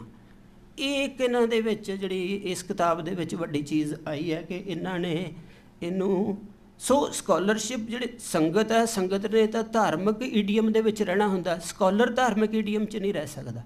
ਸੋ ਸਕਾਲਰ ਨੇ ਉਸ ਧਾਰਮਿਕਤਾ ਦੀ ਰੂਹ ਨੂੰ ਲੈਣਾ ਹੁੰਦਾ ਅਤੇ ਉਹਦੇ ਉੱਤੇ ਉਹਦੀ ਸਪਿਰਿਟ ਦੇ ਮੁਤਾਬਕ ਜਿਹੜਾ ਸਟਰਕਚਰ ਬਣਾਉਣਾ ਹੁੰਦਾ। ਸੋ ਇਹਨਾਂ ਨੇ ਜਿਹੜਾ ਪੋਸਟ ਮਾਡਰਨ ਥਾਟ ਆ ਜਾਂ ਕ੍ਰਿਟੀਕਲ ਜਿਹੜੀ ਥਿਊਰੀ ਦੇ ਵਿੱਚ ਨਵੇਂ ਰਾਈਟਰਸ ਵਰਲਡ ਦੇ ਵਿੱਚ ਆ ਰਹੇ ਆ ਅਤੇ ਉਹ ਆਪਣਾ ਈਡੀਅਮ ਬਣਾ ਰਹੇ ਆ ਜਿਹੜਾ ਅਕੈਡਮੀ ਦੇ ਵਿੱਚ, ਉਹਦੇ ਉਸ ਰਿਅਲਾਈਜੇਸ਼ਨ ਦੇ ਨਾਲ ਕਨੈਕਟ ਕੀਤਾ ਆ ਉਹਨਾਂ ਦੀਆਂ ਰਾਈਟਿੰਗਸ ਨਾਲ, ਅਤੇ ਉਹਦੇ ਵਿੱਚੋਂ ਦੀ ਉਹ ਰੈਲੇਵੈਂਟ ਕਨਸੈਪਟਸ ਜਿਹੜੇ ਆ ਆਪਣੇ ਈਡੀਅਮ ਨੂੰ ਕ੍ਰੀਏਟ ਕਰਨ ਲਈ ਪੈਦਾ ਕੀਤੇ ਆ। ਸੋ ਇਹ ਕਿਤਾਬ ਇਹਨਾਂ ਸਾਰੀਆਂ ਦਿਸ਼ਾਵਾਂ ਦੇ ਨਾਲ ਜ਼ਰਖੇਜ਼ ਹੋਈ ਕਿਤਾਬ ਆ ਜਿਹੜੀ ਕਿ ਬੜੀ ਸੰਜਮ ਦੇ ਵਿੱਚ ਪਰੋਤੀ ਹੋਈ ਹੈ, ਕਿਉਂਕਿ ਜਿਹੜੀ ਲੈਂਗੁਏਜ ਜਿਹੜੀ ਆ ਅਤੇ ਆਈਡੀਆ ਜਿਹੜਾ ਆ ਉਹਨੂੰ ਕੋਈ ਬਹੁਤ ਮੈਚਿਓਰ ਬੰਦਾ ਹੀ ਡੈਂਸਿਟੀ ਨਾਲ ਪੇਸ਼ ਕਰ ਸਕਦਾ ਆ। ਸੋ ਜਿਹਦਾ ਜਿਹੜਾ ਮਾਈਂਡ ਆ ਉਹ ਈਵੈਂਟ ਦੇ ਧੁਰ ਅੰਦਰ ਚੱਲਦੇ ਹੋਏ ਸਪਿਰਿਚੁਅਲ ਆਸਪੈਕਟਸ ਕੀ ਹਨ ਅਤੇ ਉਹਦੇ ਕਨਸੈਪਚੁਅਲ ਫਿਲਸੋਫੀਕਲ ਆਸਪੈਕਟਸ ਕੀ ਹਨ, ਅਤੇ ਉਹਦੇ ਉੱਤੇ ਪੋਲਿਟੀ ਦੇ ਪਲੇ ਦੀਆਂ ਜਾਂ ਮਾਈਂਡ ਦੇ ਸਾਈਕੀ ਦੇ ਪਲੇ ਦੀਆਂ ਕਿਹੜੀਆਂ ਡਾਇਵਰਸ਼ਨਸ ਹਨ, ਉਹਨਾਂ ਸਾਰਿਆਂ ਨੂੰ ਇਕੱਠਾ ਦੇਖ ਲਵੇ ਅਤੇ ਉਹਨੂੰ ਕੈਟੇਗਰਾਈਜ਼ ਕਰ ਦੇਵੇ। ਸੋ ਇਹਨਾਂ ਦੇ 5 ਚੈਪਟਰ ਜਿਹੜੇ ਆ ਉਹ ਇਸੇ ਤਰ੍ਹਾਂ ਹੀ ਕੈਟੇਗਰਾਈਜ਼ ਕੀਤੇ ਗਏ ਹਨ ਵਾਇਲੈਂਸ ਦੇ ਸੰਦਰਭ ਦੇ ਵਿੱਚ, ਅਤੇ ਉਹਦਾ ਸਿੱਖ ਸੰਦਰਭ ਬਣਾਇਆ ਗਿਆ ਹੈ। ਸੋ ਇਸ ਕਰਕੇ ਇਹ ਫਿਲਾਸਫੀ ਦੀ ਕਿਤਾਬ ਹੈ ਬੇਸਿਕਲੀ, ਜਿਹਦੇ ਵਿੱਚ ਸਿੱਖ ਪਰਸਪੈਕਟਿਵ ਜਿਹੜਾ ਆ ਫਲਸਫੇ ਦਾ ਵਾਇਲੈਂਸ ਦੇ ਸੰਦਰਭ ਦੇ ਵਿੱਚ ਉਭਾਰਿਆ, ਜਿਹਦਾ ਜਿਹੜਾ ਰੈਫਰੈਂਸ ਆ ਉਹ ਅਕੈਡਮੀ ਦੇ ਵਿੱਚ ਅਤੇ ਸਿੱਖ ਸਮਾਜ ਦੇ ਵਿੱਚ ਜਿਹੜੀ ਪ੍ਰੈਕਟਿਸ ਕੀਤੀ ਹੋਈ ਵਾਇਲੈਂਸ ਹੈ ਉਸ ਨੂੰ ਉਹਦੀ ਸਟੱਡੀ ਦੇ ਰੈਫਰੈਂਸ ਬਣਾਏ ਗਏ ਹਨ ਅਤੇ ਉਹਨੂੰ ਕੈਟੇਗਰਾਈਜ਼ ਕੀਤਾ ਗਿਆ। ਸੋ ਇਹ ਕਿਤਾਬ ਦਾ ਮੈਂ ਇਸ ਤਰ੍ਹਾਂ ਕਹਿਣਾ ਚਾਹਾਂਗਾ ਇਹ ਚੀਜ਼ਾਂ ਇਹਨੂੰ ਫੀਡ ਕਰ ਰਹੀਆਂ ਹਨ ਅਤੇ ਇਹ ਵੱਡੀ ਕਿਤਾਬ ਹੈ। ਸੋ ਹੁਣ ਇੱਕ ਅੱਧੀ ਗੱਲ ਮੈਂ ਹੋਰ ਤੁਹਾਡੇ ਨਾਲ ਕਰ ਦਿੰਦਾ। ਸੋ ਜਿਹੜਾ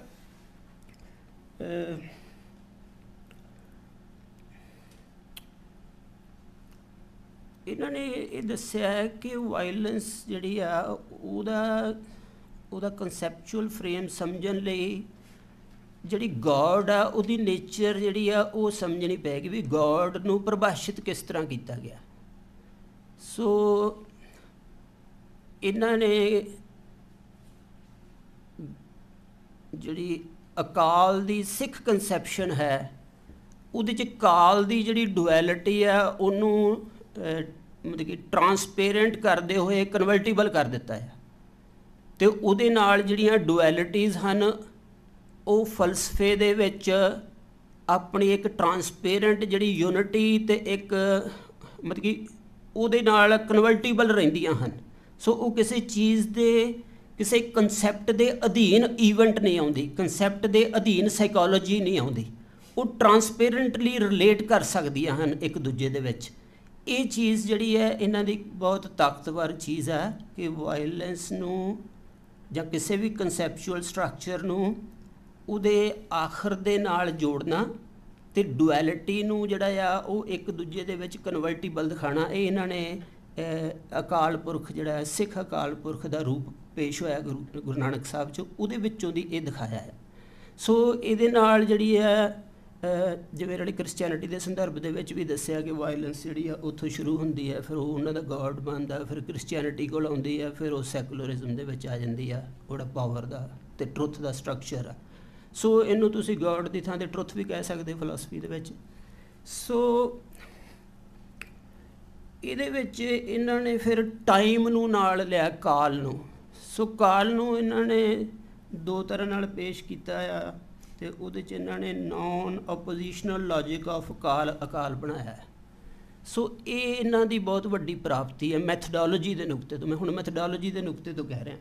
ਸੋ ਇਸ ਮੈਥਡੋਲੋਜੀ ਦੇ ਵਿੱਚ ਉਹਨਾਂ ਨੇ ਫਿਰ ਸਟੇਟ ਆਫ ਅਫੇਅਰਸ ਅਤੇ ਲਾਈਨਸ ਆਫ ਫਲਾਈਟ ਇਹ ਦੋ ਚੀਜ਼ਾਂ ਨੂੰ ਪੇਸ਼ ਕੀਤਾ ਆ। ਇਹ ਡਲਿਊਜ਼ ਅਤੇ ਗਾਟਰੀ ਤੋਂ ਇਹਨਾਂ ਨੇ ਕੰਸੈਪਟ ਲਿਆ ਹੈ ਤੇ ਉਹਨੂੰ ਐਕਸਪੀਰੀਅੰਸ ਤਾਂ ਇਹਨਾਂ ਦਾ ਆਪਣਾ ਆ, ਪਰ ਉਹਦਾ ਈਡੀਅਮ ਵੈਸਟ ਦੇ ਵਿੱਚ ਪੇਸ਼ ਕਰਨ ਲਈ ਤੇ ਉਹਨੂੰ ਯੂਨੀਵਰਸਲ ਕਨੈਕਸ਼ਨ ਬਣਾਉਣ ਲਈ ਇਸ ਐਕਸਪ੍ਰੈਸ਼ਨ ਦਾ ਇਹਨਾਂ ਨੇ ਈਡੀਅਮ ਜਿਹੜਾ ਆ ਡਿਲਿਊਜ਼ ਐਂਡ ਗਾਟਰੀ ਦੇ ਵਿੱਚੋਂ ਲਿਆ। ਸੋ ਉਹਦੇ ਵਿੱਚ ਜਿਹੜੀ ਆ ਸਟੇਟ ਆਫ ਅਫੇਅਰਸ ਆ, ਇਹਦੇ 'ਚ ਕਾਜ਼ਲ, ਲੀਨੀਅਰ ਤੇ ਮਟੀਰੀਅਲਿਸਟ ਹਿਸਟਰੀ ਦੀ ਕੰਸੈਪਸ਼ਨ ਚੱਲਦੀ ਆ ਤੇ ਇਹਦੇ 'ਚ ਉਹ ਡੁਐਲਿਟੀ ਬਣੀ ਰਹਿੰਦੀ ਆ। ਉਹ ਡੁਐਲਿਟੀ ਜਿਹੜੀ ਸਿੱਖ ਅਕਾਲ ਪੁਰਖ ਦੇ ਵਿੱਚ ਕਨਵਰਟੀਬਲ ਹੋ ਜਾਂਦੀ ਹੈ, ਇਹਦੇ 'ਚੋਂ ਕਨਵਰਟੀਬਲ ਨਹੀਂ ਹੁੰਦੀ। ਸੋ ਇਹ ਇੱਕ ਦੂਜੇ ਦੇ ਬਰਡਨ 'ਤੇ ਰਹਿੰਦਾ, ਭਾਵ ਪਰਸਪੈਕਟਿਵ ਡਾਟੇ ਦੇ ਉੱਤੇ ਡੋਮੀਨੇਟ ਕਰਨ ਦਾ ਇੱਕ ਵਿਧੀ ਬਣਿਆ ਰਹਿੰਦਾ ਹੈ। ਉਹ ਟਰਾਂਸਪੇਰੈਂਟ ਹੋ ਕੇ ਉਹਨੂੰ ਨਵਾਜਿਸ਼ 'ਚ ਨਹੀਂ ਲਿਆਂਦਾ, ਉਹਦੇ ਅੰਦਰਲੀ ਧੁਰ ਅੰਦਰਲੀ ਮੰਗ ਨੂੰ, ਉਹਦੇ ਧੁਰ ਅੰਦਰਲੀ ਸੱਚਾਈ ਦੇ ਨਾਲ ਰਿਲੇਟ ਨਹੀਂ ਕਰਦਾ, ਉਹਦੀਆਂ ਵੇਰੀਏਸ਼ਨਸ ਦੇ ਉੱਤੇ ਪਲੇ ਕਰਦਾ ਹੈ। ਅਤੇ ਉਹ ਜਿਵੇਂ ਕਿ ਅਮਨਦੀਪ ਨੇ ਦੱਸਿਆ ਕਿ ਉਹਦਾ ਫੀਅਰ ਬੇਸ ਬਣਦਾ ਹੈ। ਸੋ ਇਹ ਮੈਂ ਇਹਦੇ ਨਾਲ ਥੋੜ੍ਹੀ ਜਿਹੀ ਹੋਰ ਚੀਜ਼ ਸਿੱਖੀ ਦੀ ਰਿਲੇਟ ਕਰਾਂਗਾ, ਜਿਹੜਾ ਗੋਇਲ ਸਾਹਿਬ ਦਾ ਕੁਐਸਚਨ ਆ। ਸੋ ਇਹਦੇ ਵਿੱਚ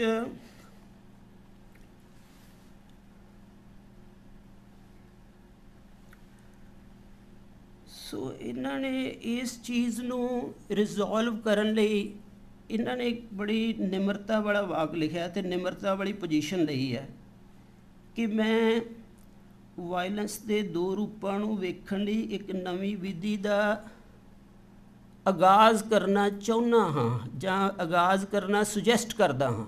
ਸੋ ਇਹ ਇੱਕ ਨਿਮਰਤਾ ਵਾਲੀ ਪੋਜੀਸ਼ਨ ਹੈ, ਇਹਨੂੰ ਬਹੁਤ ਜ਼ਿਆਦਾ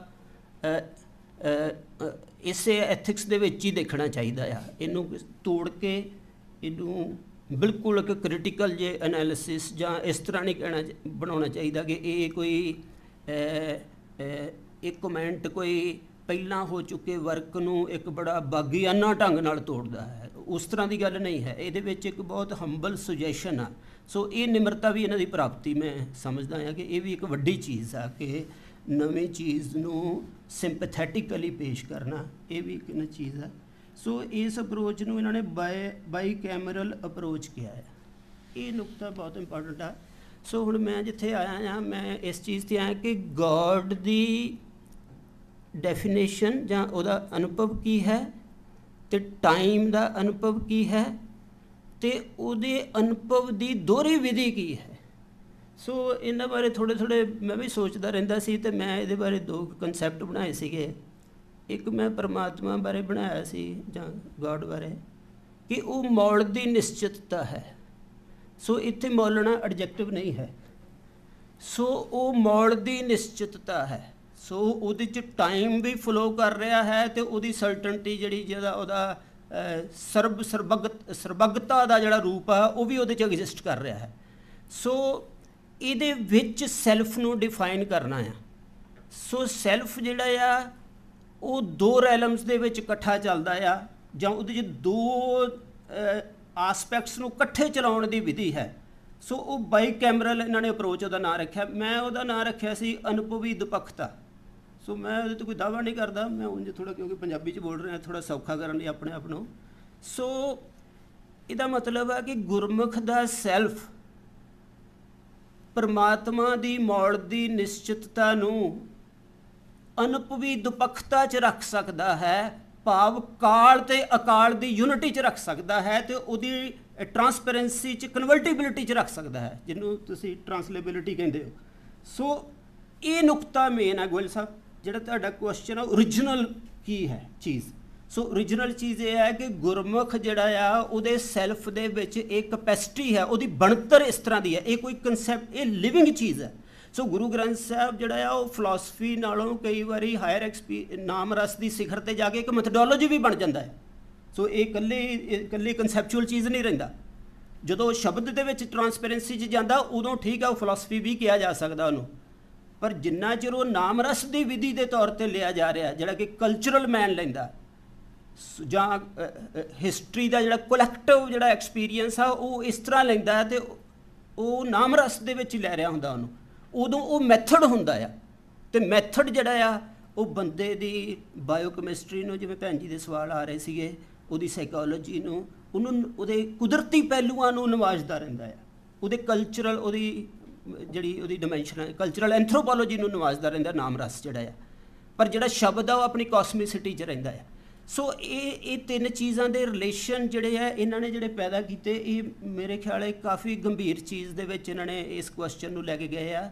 ਸੋ ਪਰਮਾਤਮਾ ਦਾ ਮੌਲਦ ਦੀ ਨਿਸ਼ਚਿਤਤਾ ਦਾ ਰੂਪ ਉਹ ਇਕੱਲਾ ਨਿਸ਼ਚਿਤ ਨਹੀਂ ਹੈ, ਉਹ ਇਕੱਲਾ ਕੋਈ ਮੌਲਦ ਦੀ ਰਿਐਲਿਟੀ ਨਹੀਂ ਹੈ, ਉਹ ਦੋਵੇਂ ਤਰ੍ਹਾਂ ਹੈ ਅਤੇ ਇੱਕ ਦੂਜੇ 'ਚ ਕਨਵਰਟੀਬਲ ਹਨ ਉਹਦੇ ਰੂਪ। ਅਤੇ ਜਿਹੜਾ ਉਹਦਾ ਮੌਲਦ ਦਾ ਰੂਪ ਹੈ ਉਹਦੇ ਵਿੱਚੋਂ ਦੀ ਸਾਖੀ ਨਿਯਮ ਨਿਕਲਦਾ ਆ, ਗੁਰੂ ਬਾਡੀ ਉਹਦੇ 'ਚੋਂ ਬਣਦੀ ਆ। ਸੋ ਇਸ ਕਰਕੇ ਪਰਮਾਤਮਾ ਸੁੰਨ ਸਮਾਦ ਦੇ ਵਿੱਚੋਂ ਜਦੋਂ ਪ੍ਰਕਾਸ਼ਮਾਨ ਹੁੰਦਾ ਤਾਂ ਉਹ ਗੁਰੂ ਰੂਪ 'ਚ ਹੁੰਦਾ, ਜਿਹੜਾ ਕਿ ਗੁਰ ਪਰਮੇਸ਼ਰ ਬਣਦਾ ਪਾਰ ਬ੍ਰਹਮ ਦਾ, ਅਤੇ ਉਹਦਾ ਅਕਾਲ ਰੂਪ ਵੀ ਆਪਾਂ ਗੁਰੂ ਨੂੰ ਕਹਿ ਦਿੰਦੇ ਹਾਂ। ਉਹ ਚੀਜ਼ਾਂ ਬਣਦੀਆਂ ਜਿਹੜੀਆਂ ਹਿਸਟਰੀ ਤੋਂ ਉੱਪਰ ਰਹਿੰਦੀਆਂ ਨੇ, ਪਰ ਨਾਲ ਹੀ ਉਹ ਬਾਡੀ ਰੂਪ ਦੇ ਵਿੱਚ ਉਹ ਟਾਈਮ ਦੇ ਰੂਪ ਦੇ ਵਿੱਚ ਆਉਂਦਾ ਅਤੇ ਟਾਈਮ ਦੇ ਵਿੱਚ ਪਾਰਟੀਸਪੇਟ ਕਰਦਾ। ਸੋ ਪਰਮਾਤਮਾ ਦਾ ਜਿਹੜਾ ਉਹ ਰੂਪ ਹੈ ਉਹ ਕਾਲ ਤੋਂ ਪਾਰ ਦਾ ਵੀ ਹੈ ਅਤੇ ਕਾਲ ਦਾ ਸਿਰਜਕ ਵੀ ਹੈ। ਸੋ ਉੱਥੇ ਗੁਰੂ ਬਾਡੀ ਰਹਿੰਦੀ ਹੈ। ਸੋ ਗੁਰਮੁਖ ਦੇ ਵਿੱਚ ਇਹ ਦੋਵੇਂ ਚੀਜ਼ਾਂ ਇਕੱਠੀਆਂ ਚੱਲਦੀਆਂ ਹਨ ਕਿ ਉਹਦਾ ਜਿਹੜਾ ਆ ਅਨੁਭਵੀ ਦੁਪੱਖਤਾ ਚੱਲਦੀ ਹੈ ਉਹਦੇ 'ਚ, ਭਾਵ ਉਹ ਲੋਅਰ ਟਾਈਮ ਅਤੇ ਹਾਇਰ ਟਾਈਮ ਜੇ ਲਫ਼ਜ਼ ਵਰਤਨੇ ਆ ਤਾਂ ਇਹ ਵਰਤੇ ਜਾ ਸਕਦੇ। ਸੋ ਇਹਨਾਂ ਦੋਹਾਂ ਚੱਲ। ਸੋ ਹੁਣ ਮੇਰਾ ਮਸਲਾ ਕਿ ਜਿਹੜੀ ਵਾਇਲੈਂਸ ਹੈ, ਜਿਹੜੀ ਇਹਨਾਂ ਨੇ ਦੱਸੀ ਹੈ ਕਿ ਜਿਹੜੀ ਹਉਮੈ ਤੋਂ ਬਾਹਰ ਗਿਆ ਇੱਕ ਰੂਪ ਹੈ ਜਿਹੜਾ ਆਪਣੇ 'ਤੇ ਗੁਰਮੁਖ ਧਾਰਨ ਕਰਦਾ ਹੈ, ਉਹਦੇ ਵਿੱਚ ਜਦੋਂ ਉਹ ਆਪਣੀ ਅਨੁਭਵੀ ਦੁਪੱਖਤਾ 'ਚੋਂ ਅਕਾਲ ਰੂਪ ਵਾਲੀ ਟ੍ਰਾਂਸੈਂਡੈਂਸ 'ਚ ਰਹਿੰਦਾ ਹੈ ਉਹਦਾ ਸੈਲਫ, ਤਾਂ ਉੱਥੇ ਵਾਇਲੈਂਸ ਤੋਂ ਬਚਿਆ ਜਾ ਸਕਦਾ ਹੈ। ਲੋਅਰ ਟਾਈਮ ਦੇ ਵਿੱਚ ਜਿਹੜੀ ਵਾਇਲੈਂਸ ਆ ਉਹ ਰਹੇਗੀ। ਇਹਦੇ ਲਈ ਆਸਾ ਦੀ ਵਾਰ ਜਿਹੜੀ ਆ ਉਹਨੂੰ ਧਿਆਨ 'ਚ ਰੱਖਣਾ ਚਾਹੀਦਾ। ਆਸਾ ਦੀ ਵਾਰ ਇਹੀ ਦੱਸ ਰਹੀ ਹੈ ਦੋ ਤਰ੍ਹਾਂ ਦੀ ਵਾਇਲੈਂਸ ਬਾਰੇ। ਉਹਦੇ ਵਿੱਚ ਹਉਮੈ ਦੇ ਵਿੱਚੋਂ ਜਗਤ ਕਿੰਜ ਪੈਦਾ ਹੁੰਦਾ ਅਤੇ ਭੈ ਦੇ ਵਿੱਚ ਕਿਸ ਤਰ੍ਹਾਂ ਚੱਲਦਾ। ਉਹਦੇ ਵਿੱਚ ਫਿਰ ਭੈ ਦੇ ਵਿੱਚੋਂ ਦੀ ਸਟੇਟ, ਸੂਰਮੇ, ਰਿਲੀਜੀਅਸ ਲਾਅ, ਮਿਊਜ਼ਿਕ ਅਤੇ ਰਿਚੁਅਲ, ਪਿਉਰਿਟਨਿਜ਼ਮ ਅਤੇ ਔਰਤ ਨੂੰ ਕੈਪਚਰ ਕਰਨਾ ਅਤੇ ਔਰਤ ਨੂੰ ਰਿਜੈਕਟ ਕਰਨਾ ਉਹਦੇ ਪਿਉਰਿਟਨਿਜ਼ਮ ਦੇ ਨੁਕਤੇ ਤੋਂ, ਇਹ ਸਾਰੇ ਸਟਰਕਚਰ ਆਸਾ ਦੀ ਵਾਰ ਦੇ ਇੱਕ ਪਹਿਲੂ 'ਚ ਚੱਲਦੇ ਪਏ ਹਨ।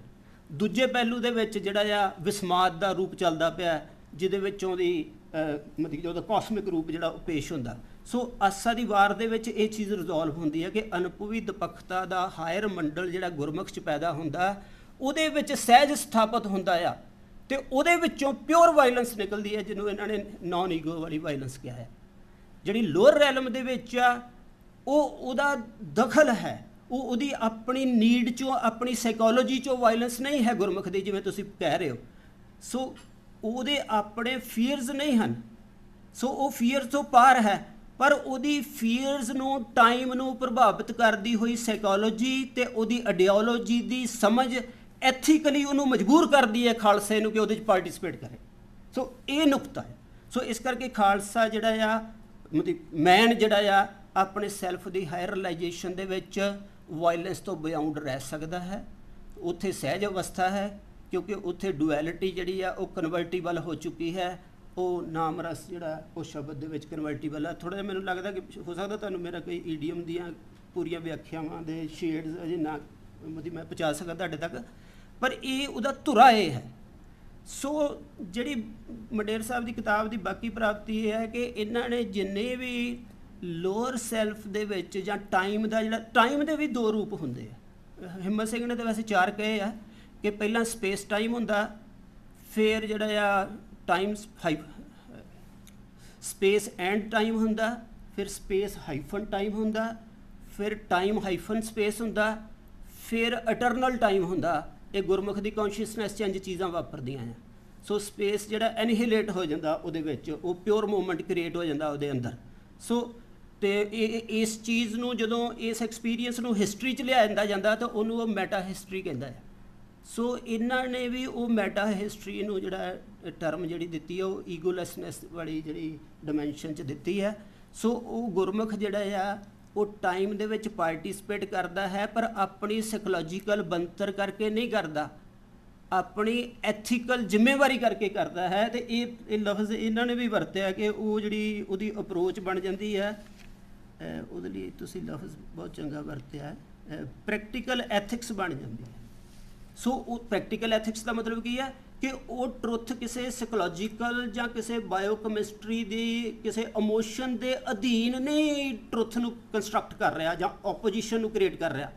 ਉਹ ਆਪਣੇ ਸਾਲਮ ਅਕਾਲ ਰੂਪ ਨਾਲ ਕਨੈਕਟ ਕਰਕੇ ਆਪਣੇ ਸੈਲਫ ਦੀ ਪਰਟੀਕੂਲੈਰਿਟੀ ਜਿਹੜੀ ਮੌਤ ਦੇ ਜਗਤ ਵਿੱਚ ਹੈ, ਕਾਲ ਵਿੱਚ ਹੈ, ਡੁਐਲਿਟੀ ਵਿੱਚ ਹੈ, ਉਹਦੀਆਂ ਪੋਜੀਸ਼ਨਸ ਨੂੰ ਧਾਰਨ ਕਰਦਾ ਹੈ ਤੇ ਉਹਦੇ ਵਿੱਚ ਚੱਲ ਰਹੀ ਹਿਸਟਰੀ ਦੀ ਰਿਅਲਾਈਜੇਸ਼ਨ ਦੇ ਵਿੱਚ ਆਪਣੀ ਪਾਰਟਿਸਿਪੇਸ਼ਨ ਦਿੰਦਾ ਐਥੀਕਲੀ। ਸੋ ਉਹਦਾ ਆਪਣਾ ਨਹੀਂ ਹੈ ਉਹਦੇ ਵਿੱਚ ਕੁਝ। ਸੋ ਇਸੇ ਕਰਕੇ ਜਿਹੜੇ ਅਕਾਲ ਤਖਤ ਦੇ ਉੱਤੇ ਸ਼ਾਸਤਰ ਪੂਜੇ ਜਾਂਦੇ ਆ ਖਾਲਸੇ ਕੋਲ। ਸੋ ਮੈਂ ਚਲੋ ਜ਼ਿਆਦਾ ਵੀ ਨਾ ਕਰਾਂ ਗੱਲਾਂ ਨੂੰ। ਸੋ ਇਹਦੇ ਵਿੱਚੋਂ ਦੀ ਜਿਹੜੀ ਵਾਇਲੈਂਸ ਪੈਦਾ ਹੁੰਦੀ ਉਹਨਾਂ ਨੂੰ ਇਹਨਾਂ ਨੇ ਕਿਹਾ ਸੋਵਰਨ ਵਾਇਲੈਂਸ। ਸੋ ਸੋਵਰੈਨਿਟੀ ਜਿਹੜੀ ਆ ਉਹ ਜਦੋਂ ਸੈਲਫ ਆਪਣੇ ਅਕਾਲ ਰੂਪ ਨੂੰ ਟੱਚ ਕਰ ਲੈਂਦਾ ਹੈ ਤਾਂ ਉੱਥੇ ਇੱਕ ਹਿਸਟਰੀ ਵਿੱਚ ਚੱਲ ਰਹੇ ਸੈਲਫ ਦੀ ਕੰਡੀਸ਼ਨਿੰਗ ਤੋਂ ਇੱਕ ਬਹੁਲਤਾ ਪੈਦਾ ਹੋ ਜਾਂਦੀ ਹੈ, ਇੱਕ ਐਕਸੈਸ ਪੈਦਾ ਹੋ ਜਾਂਦਾ। ਉਸ ਐਕਸੈਸ ਨੂੰ ਬੈਸਟੋ ਕਰਦਾ ਹਿਸਟਰੀ ਦੇ ਵਿੱਚ ਅਤੇ ਆਪਣੀਆਂ ਪਰਟੀਕੂਲੈਰਿਟੀਜ਼ ਦੇ ਵਿੱਚ ਉਹਨੂੰ ਆਰਟ ਫਾਰਮਸ ਨਾਲ, ਹਿਸਟਰੀ ਦੇ ਐਕਸ਼ਨ ਨਾਲ, ਐਥਿਕਸ ਨਾਲ ਜਾਂ ਕਈ ਤਰ੍ਹਾਂ ਦੇ ਤਰੀਕਿਆਂ ਨਾਲ ਉਹਦੇ ਵਿੱਚ ਦਖਲ ਕਰਾਉਂਦਾ ਹੈ। ਸੋ ਮੇਰਾ ਖਿਆਲ ਹੈ ਕਿ ਇਸ ਤਰ੍ਹਾਂ ਜਿਹੜਾ ਆ ਇੱਕ ਜੇ ਆਪਾਂ ਬਣਾਈਏ ਸਟਰਕਚਰ ਤਾਂ ਉਹਦੇ ਵਿੱਚ ਜਿਹੜਾ ਆ ਸਿੱਖ ਵਾਇਲੈਂਸ ਦਾ ਜਿਹੜਾ ਰੂਪ ਪੇਸ਼ ਹੋ ਸਕਦਾ ਅਤੇ ਮਨੁੱਖ ਜਿਹੜਾ ਆ ਉਹ ਵਾਇਲੈਂਸ ਤੋਂ ਉੱਪਰ ਵੀ ਰਹਿ ਸਕਦਾ ਅਤੇ ਵਾਇਲੈਂਸ ਉਹਦੇ ਲਈ ਕੋਈ ਟੈਨਸ਼ਨ ਦਾ ਵਿਸ਼ਾ ਨਹੀਂ ਹੈ। ਸੋ ਵਾਇਲੈਂਸ ਨੂੰ ਨਾਮ ਰਸ ਦੇ ਵਿੱਚ ਜਦੋਂ ਦੇਖੋ ਤਾਂ ਉਹ ਹਿਸਟਰੀ ਦੀ ਇੱਕ ਮਜਬੂਰੀ ਵਾਂਗੂ ਵੀ ਲੱਗ ਸਕਦੀ ਹੈ ਇੱਕ, ਪਰ ਜਦੋਂ ਉਹਨੂੰ ਅਕਾਲ ਰੂਪ ਜਿਹੜਾ ਸੈਲਫ ਦਾ ਉਹਦੇ ਨਾਲ ਦੇਖਿਆ ਜਾਵੇ ਤਾਂ ਫਿਰ ਇਹ ਹੁਕਮ ਦੀ ਖੇਡ ਵੀ ਲੱਗ ਸਕਦੀ ਹੈ। ਸੋ ਇਸ ਕਰਕੇ ਜਿਹੜੀ ਅਤੇ ਇਸ ਤਰ੍ਹਾਂ ਦੇ ਸੂਰਮੇ ਨੂੰ ਜਪਜੀ ਸਾਹਿਬ ਦੀ ਜਿਹੜੀ ਸੋਦਰ ਵਾਲੀ ਪੌੜੀ ਆ ਉਹਦੇ ਵਿੱਚ ਕਿਹਾ ਗਿਆ ਵੀ ਤੈਨੂੰ ਸੂਰਮੇ ਵੀ ਗਾਉਂਦੇ ਹਨ।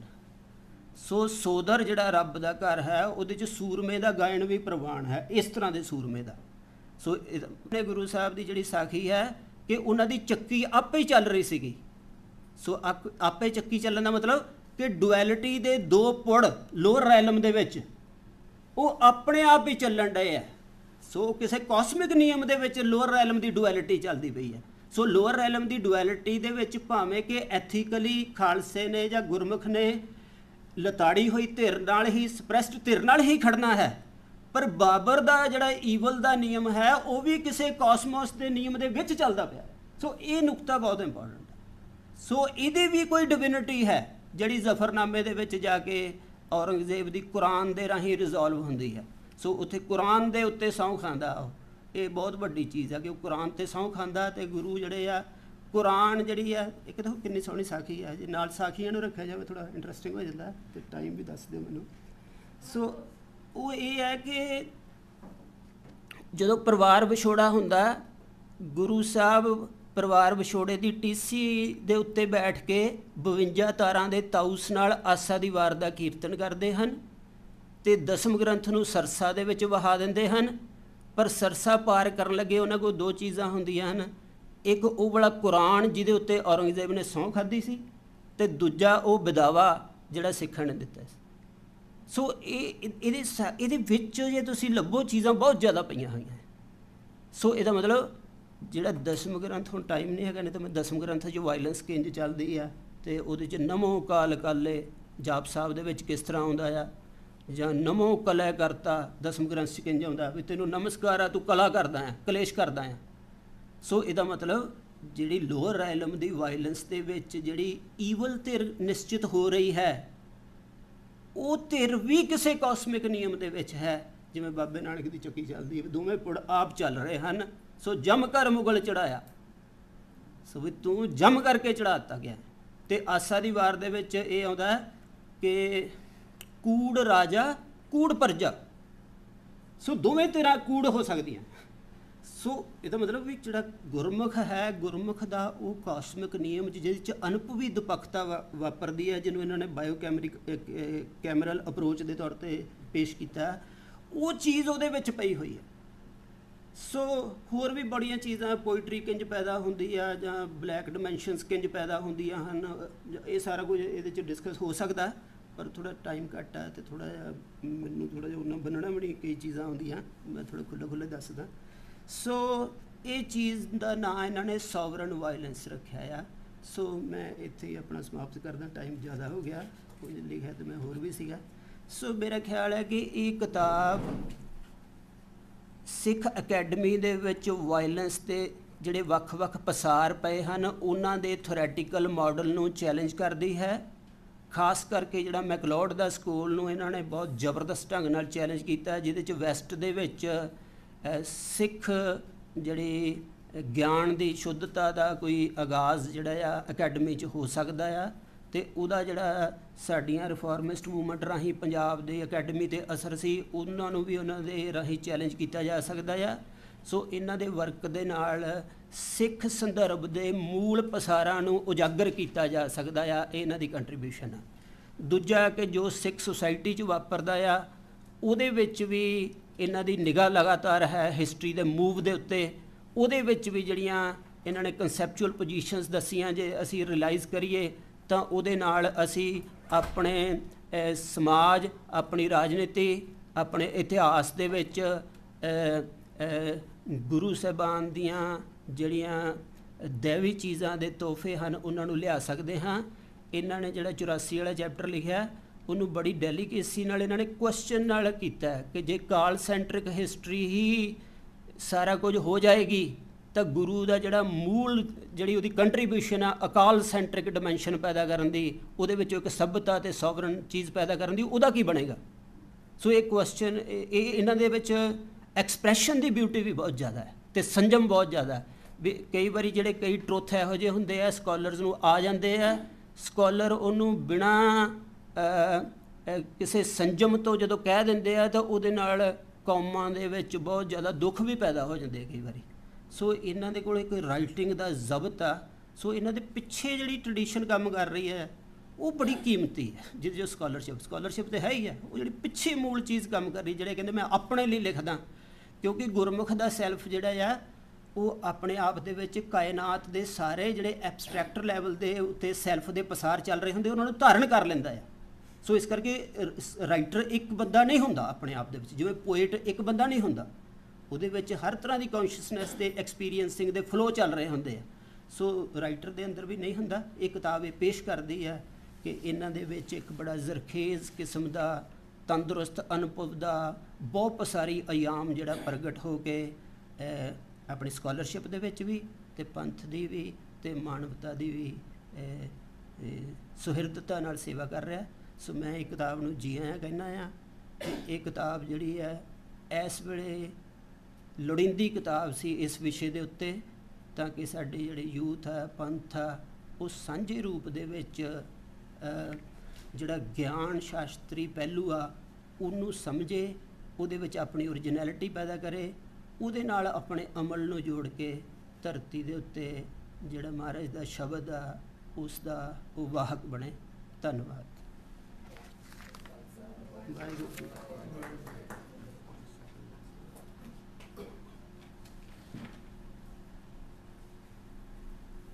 ਸੋ ਪ੍ਰੋਫੈਸਰ ਜਗਦੀਸ਼ ਸਿੰਘ, ਤੁਸੀਂ ਡਾਕਟਰ ਮੰਡੇਰ ਦੀ ਕਿਤਾਬ ਨੂੰ ਉਹਦੇ ਸੈਂਟਰਲ ਪ੍ਰੈਮਿਸਿਸ ਨੂੰ ਇੱਕ ਇਟਰਨੈਲਿਟੀ ਦੇ ਫਰੇਮਵਰਕ ਨਾਲ ਜੋੜਿਆ।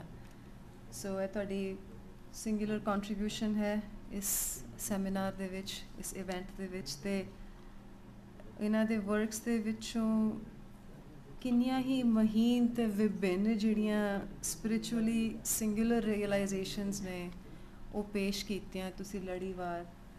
ਸੋ ਉਹਦੇ ਤੁਹਾਡੀ ਇੰਜ ਕਰਨ ਲਈ ਅਸੀਂ ਤੁਹਾਡੇ ਮਸ਼ਕੂਰ ਹਾਂ। ਪ੍ਰੋਫੈਸਰ ਮੰਡੇਰ ਨੇ ਗੁਜ਼ਾਰਿਸ਼ ਕੀਤੀ ਹੈ ਕਿ ਉਹ ਕੁਝ ਮਿੰਟ ਸਾਡੇ ਨਾਲ ਆਪਣੇ ਫਾਈਨਲ ਥਾਟਸ ਪੇਸ਼ ਕਰਨਾ ਚਾਹੁੰਦੇ ਨੇ। Thank you so much. ਮੈਂ ਤਾਂ ਬਸ 10 ਸੈਕਿੰਡ ਹੀ ਲੈਣੇ ਆ। ਜੋ ਕੁਝ ਤੁਸੀਂ ਸੁਣਿਆ was an amazing translation, but also a very original insight. And ਇਹ ਜਿਹੜੀ ਐਕਸਚੇਂਜ ਹੈਗੀ ਆ, although ਐਕਸਚੇਂਜ ਨਹੀਂ ਸਾਡੀ ਹੋਈ ਕੋਈ ਵੀ, ਪੰਜਾਬੀ ਦੇ ਵਿੱਚ ਅਤੇ ਇੰਗਲਿਸ਼ ਦੇ ਵਿੱਚ, ਇਹ ਜੇ ਸੈਂਟਰਲਾਈਜ਼ ਹੋ ਜਾਵੇ ਨਾ ਅਕੈਡਮੀ ਦੇ ਵਿੱਚ, ਅਤੇ ਕਿਤੇ ਨਾ ਕਿਤੇ ਅਸੀਂ ਜਾ ਸਕਦੇ ਹਾਂ। ਇਟਸ ਅਮੇਜ਼ਿੰਗ ਜੋ ਕੁਛ ਤੁਸੀਂ ਐਕਚੁਅਲੀ ਸੁਣਿਆ, because he just gave a very original reinterpretation, but in Punjabi idiom, and ਉਹ idiom ਦੇ through ਬਹੁਤ ਡਿਫਰੈਂਟ ਕਨੈਕਸ਼ਨਸ ਬਣ ਰਹੇ। ਸੋ ਮੇਰੀ ਆਪ ਇੱਕ ਲਰਨਿੰਗ ਪ੍ਰੋਸੈਸ ਸੀਗਾ ਪਿਛਲੇ ਅੱਧੇ ਘੰਟੇ ਦੇ ਵਿੱਚ, ਜਿਹੜਾ ਮੈਂ ਆਪ ਸੋਚਿਆ ਨਹੀਂ ਸੀਗਾ। ਐਂਡ ਮੇਬੀ ਇਹਨਾਂ ਨੇ ਰੀਅਲਾਈਜ਼ ਨਹੀਂ ਕੀਤਾ, ਇਹ ਕੋਸ਼ਿਸ਼ ਕਰਦੇ ਸੀਗੇ ਕਾਫੀ ਮੇਰੇ ਟੈਕਸਟ ਨੂੰ ਕਲੋਜ਼ਲੀ ਓਬਜ਼ਰਵ ਕਰਨ ਨੂੰ, ਪਰ ਐਕਚੁਅਲੀ ਉਹ ਡਿਫਰੈਂਟ ਡਾਇਰੈਕਸ਼ਨ ਵੀ ਜਾਂਦੀਆਂ ਜਿਹੜੀਆਂ ਬੜੀਆਂ ਪ੍ਰੋਡਕਟਿਵ ਹੁੰਦੀਆਂ। ਸੋ ਇਹਦੇ ਨਾਲ ਮੇਰੇ ਬਹੁਤ ਥੈਂਕਸ ਪ੍ਰੋਫੈਸਰ ਜਗਦੀਸ਼ ਸਿੰਘ ਦੇ, ਤਾਂ ਇਹ ਕਾਫੀ ਦੇਰ ਤੋਂ ਇੰਗੇਜ ਕਰ ਰਹੇ ਆ ਇੱਧਰ ਦੇ ਵਰਕਸ ਨਾਲ, and I think we should think about it when we talk about a centre, ਇਸ ਤਰ੍ਹਾਂ ਦੀ ਐਕਟੀਵਿਟੀ ਜਿਹੜੀ ਸੈਂਟਰਲਾਈਜ਼ ਹੋਣੀ ਚਾਹੀਦੀ ਹੈ। So thank you very much. Before we leave, एक second, Professor Jagdish ji, I'll only just put one little poem in 4 lines, if you allow. Title है सांझे दर्द दी चीज़, ਤੁਹਾਡੇ ਸ਼ਬਦ ਨੇ ਮੈਂ ਚੀਜ਼ ਲਗਾ ਦਿੱਤੀ ਹੈ। ਸਾਂਝੇ ਦਰਦ ਦੀ ਚੀਜ਼ ਭਖਦੀ ਰਹੀ, ਫੋੜਾ ਰਸਦਾ ਰਿਹਾ, ਭਰਦਾ ਰਿਹਾ, ਮੈਂ ਦੰਦ ਜੋੜੀ ਜੀਭ ਨੂੰ ਤਾਲਵੇ ਨਾਲ ਜੋੜੀ, ਕੁੰਗੜਿਆ ਬੈਠਾ ਰਿਹਾ, ਦਰਦ ਉੱਠਦਾ ਰਿਹਾ, ਚੀਜ਼ ਭਖਦੀ ਰਹੀ, ਭਖਦੀ ਰਹੀ। ਬਸ Dr. Mandair, I have a question, just off record. Guru Gobind Singh's concept of Sant Sipahi versus your book. Would you like to say something on that, please? Yeah, it's actually in the chapter. It's in there? Yeah. Okay, so yeah. Read it. actually, And then we can have a longer discussion. Yes, definitely. More intimate. Yeah, that. Okay, thank you. Thank you. Thanks. So at the end, with the, I call this a pinnacle experience of several years. ਜਿਹੜਾ ਅੱਜ ਅਸੀਂ ਸੰਗਤ ਦੇ ਨਾਲ ਇਸ ਸਾਂਝੀਵਾਲਤਾ ਦੇ ਵਿੱਚ I would say ਸਾਡੇ ਤੇ ਡਾਊਨ ਹੋਇਆ ਹੈ। ਪਹਿਲਾਂ ਡਾਕਟਰ ਮੰਡੇਰ ਨੇ ਆਪਣੀ ਬੁੱਕ ਵਿੱਚੋਂ ਇਨਸਾਈਟਸ ਪੇਸ਼ ਕੀਤੇ, ਸਾਨੂੰ ਇੱਕ ਹਾਇਰ ਰੋਲਮ ਦੇ ਵਿੱਚ ਵਾਇਲੈਂਸ ਨੂੰ ਪਰਸੀਵ ਕਰਨ ਦੀ ਕੈਪੇਬਿਲਿਟੀ ਦਿੱਤੀ, ਐਂਡ ਫਿਰ ਡਾਕਟਰ ਪ੍ਰੋਫੈਸਰ ਜਗਦੀਸ਼ ਸਿੰਘ ਨੇ ਉਸ ਨੂੰ ਇੱਕ ਇਟਰਨਲ ਫਰੇਮਵਰਕ ਦੇ ਵਿੱਚ ਇੱਕ ਇਟਰਨਲ ਹੁਕਮ ਦੇ ਵਿੱਚ ਵਾਇਲੈਂਸ ਦੀ ਪਰਸੈਪਸ਼ਨ ਦਾ ਜੋ ਇੱਕ ਲੈਂਸ ਸਾਡੇ ਸਾਹਮਣੇ ਪੇਸ਼ ਕੀਤਾ, ਉਹ ਕਾਫੀ ਲਿਬਰੇਟਿੰਗ ਲੈਂਸ ਹੈ। ਅਸੀਂ ਉਸਨੂੰ ਲੋਅਰ ਰੋਲਮਸ ਦੇ ਵਿੱਚ ਹੁੰਦੀ ਵਾਇਲੈਂਸ ਨੂੰ ਦੇਖਦੇ ਹਾਂ ਵੀ, ਫਿਰ ਜੇ ਅਸੀਂ ਉਹ ਇਟਰਨਲ ਫਰੇਮਵਰਕ ਨੂੰ ਆਪਣੇ ਮਾਈਂਡਸੈਟ ਦੇ ਉੱਤੇ ਡਾਊਨ ਕਰਵਾਉਂਦੇ ਹਾਂ ਤੇ ਸਾਨੂੰ ਉਹ ਸਹਿਜ ਦੇ ਵਿੱਚ, ਉਹਦੇ ਹੁਕਮ ਦੇ ਵਿੱਚ ਹੁੰਦੀ ਵਾਇਲੈਂਸ ਲੱਗਦੀ ਹੈ ਤੇ ਉਹ ਵੀ ਪ੍ਰਵਾਨ ਲੱਗਦੀ ਹੈ। ਸੋ ਇਸ ਪਿਨਿਕਲ ਐਕਸਪੀਰੀਅੰਸ ਦੀ ਕਲਮੀਨੇਸ਼ਨ ਦੇ ਵਿੱਚ ਦੀ ਫੋਰਜਿੰਗ ਦੇ ਵਿੱਚ ਤੁਹਾਡੇ ਸਾਰਿਆਂ ਦੀ ਪਾਰਟਿਸਿਪੇਸ਼ਨ ਦੀ ਤਹਿ ਦਿਲੋਂ ਧੰਨਵਾਦੀ ਹਾਂ। ਡਾਕਟਰ ਅਰਵਿੰਦ-ਪਾਲ ਮੰਡੇਰ, ਪ੍ਰੋਫੈਸਰ ਜਗਦੀਸ਼ ਸਿੰਘ, ਇੱਥੇ ਬੈਠੇ ਸਾਰੇ ਆਡੀਅנס ਦੇ ਮੈਂਬਰਸ, ਤੁਹਾਡਾ ਬਹੁਤ ਧੰਨਵਾਦ ਅੱਜ ਦੇ ਇਵੈਂਟ ਦੇ ਵਿੱਚ ਸਾਡੇ ਨਾਲ ਪਾਰਟਿਸਿਪੇਟ ਕਰਨ ਦਾ। ਆਉਣ ਵਾਲੇ ਵਕਤ ਦੇ ਵਿੱਚ ਉਮੀਦ ਹੈ ਕਿ ਤੁਹਾਡੇ ਸਹਿਯੋਗ ਦੇ ਨਾਲ, ਤੁਹਾਡੀ ਇੱਦਾਂ ਦੀ ਇਨਕਰੇਜਮੈਂਟ ਅਤੇ ਪਾਰਟਿਸਿਪੇਸ਼ਨ ਦੇ ਨਾਲ ਹੋਰ ਵੀ ਇਵੈਂਟਸ ਕਰਵਾਵਾਂਗੇ। ਡਾਕਟਰ ਮੰਡੇਰ ਦੀਆਂ ਆਉਣ ਵਾਲੀਆਂ ਬੁੱਕਸ ਨੂੰ ਵੀ ਇੱਦਾਂ ਹੀ ਪੇਸ਼ ਕਰੀਏ ਤੁਹਾਡੇ ਸਾਹਮਣੇ, ਇਹਦੀ ਅਭਿਲਾਸ਼ੀ ਹਾਂ। ਅਤੇ ਇਸ ਦੇ ਨਾਲ ਤੁਹਾਨੂੰ ਅੰਤ ਵਿੱਚ ਇੱਕ ਵਾਰ ਫਿਰ ਧੰਨਵਾਦ ਕਰਦੀ ਹੋਈ ਗੁਰੂ ਸਾਹਿਬ ਦੇ ਲੰਗਰ ਦੇ ਲਈ ਆਮੰਤਰਨ ਦਿੰਦੀ ਹਾਂ। ਵਾਹਿਗੁਰੂ ਜੀ ਕਾ ਖਾਲਸਾ, ਵਾਹਿਗੁਰੂ ਜੀ ਕੀ ਫਤਿਹ।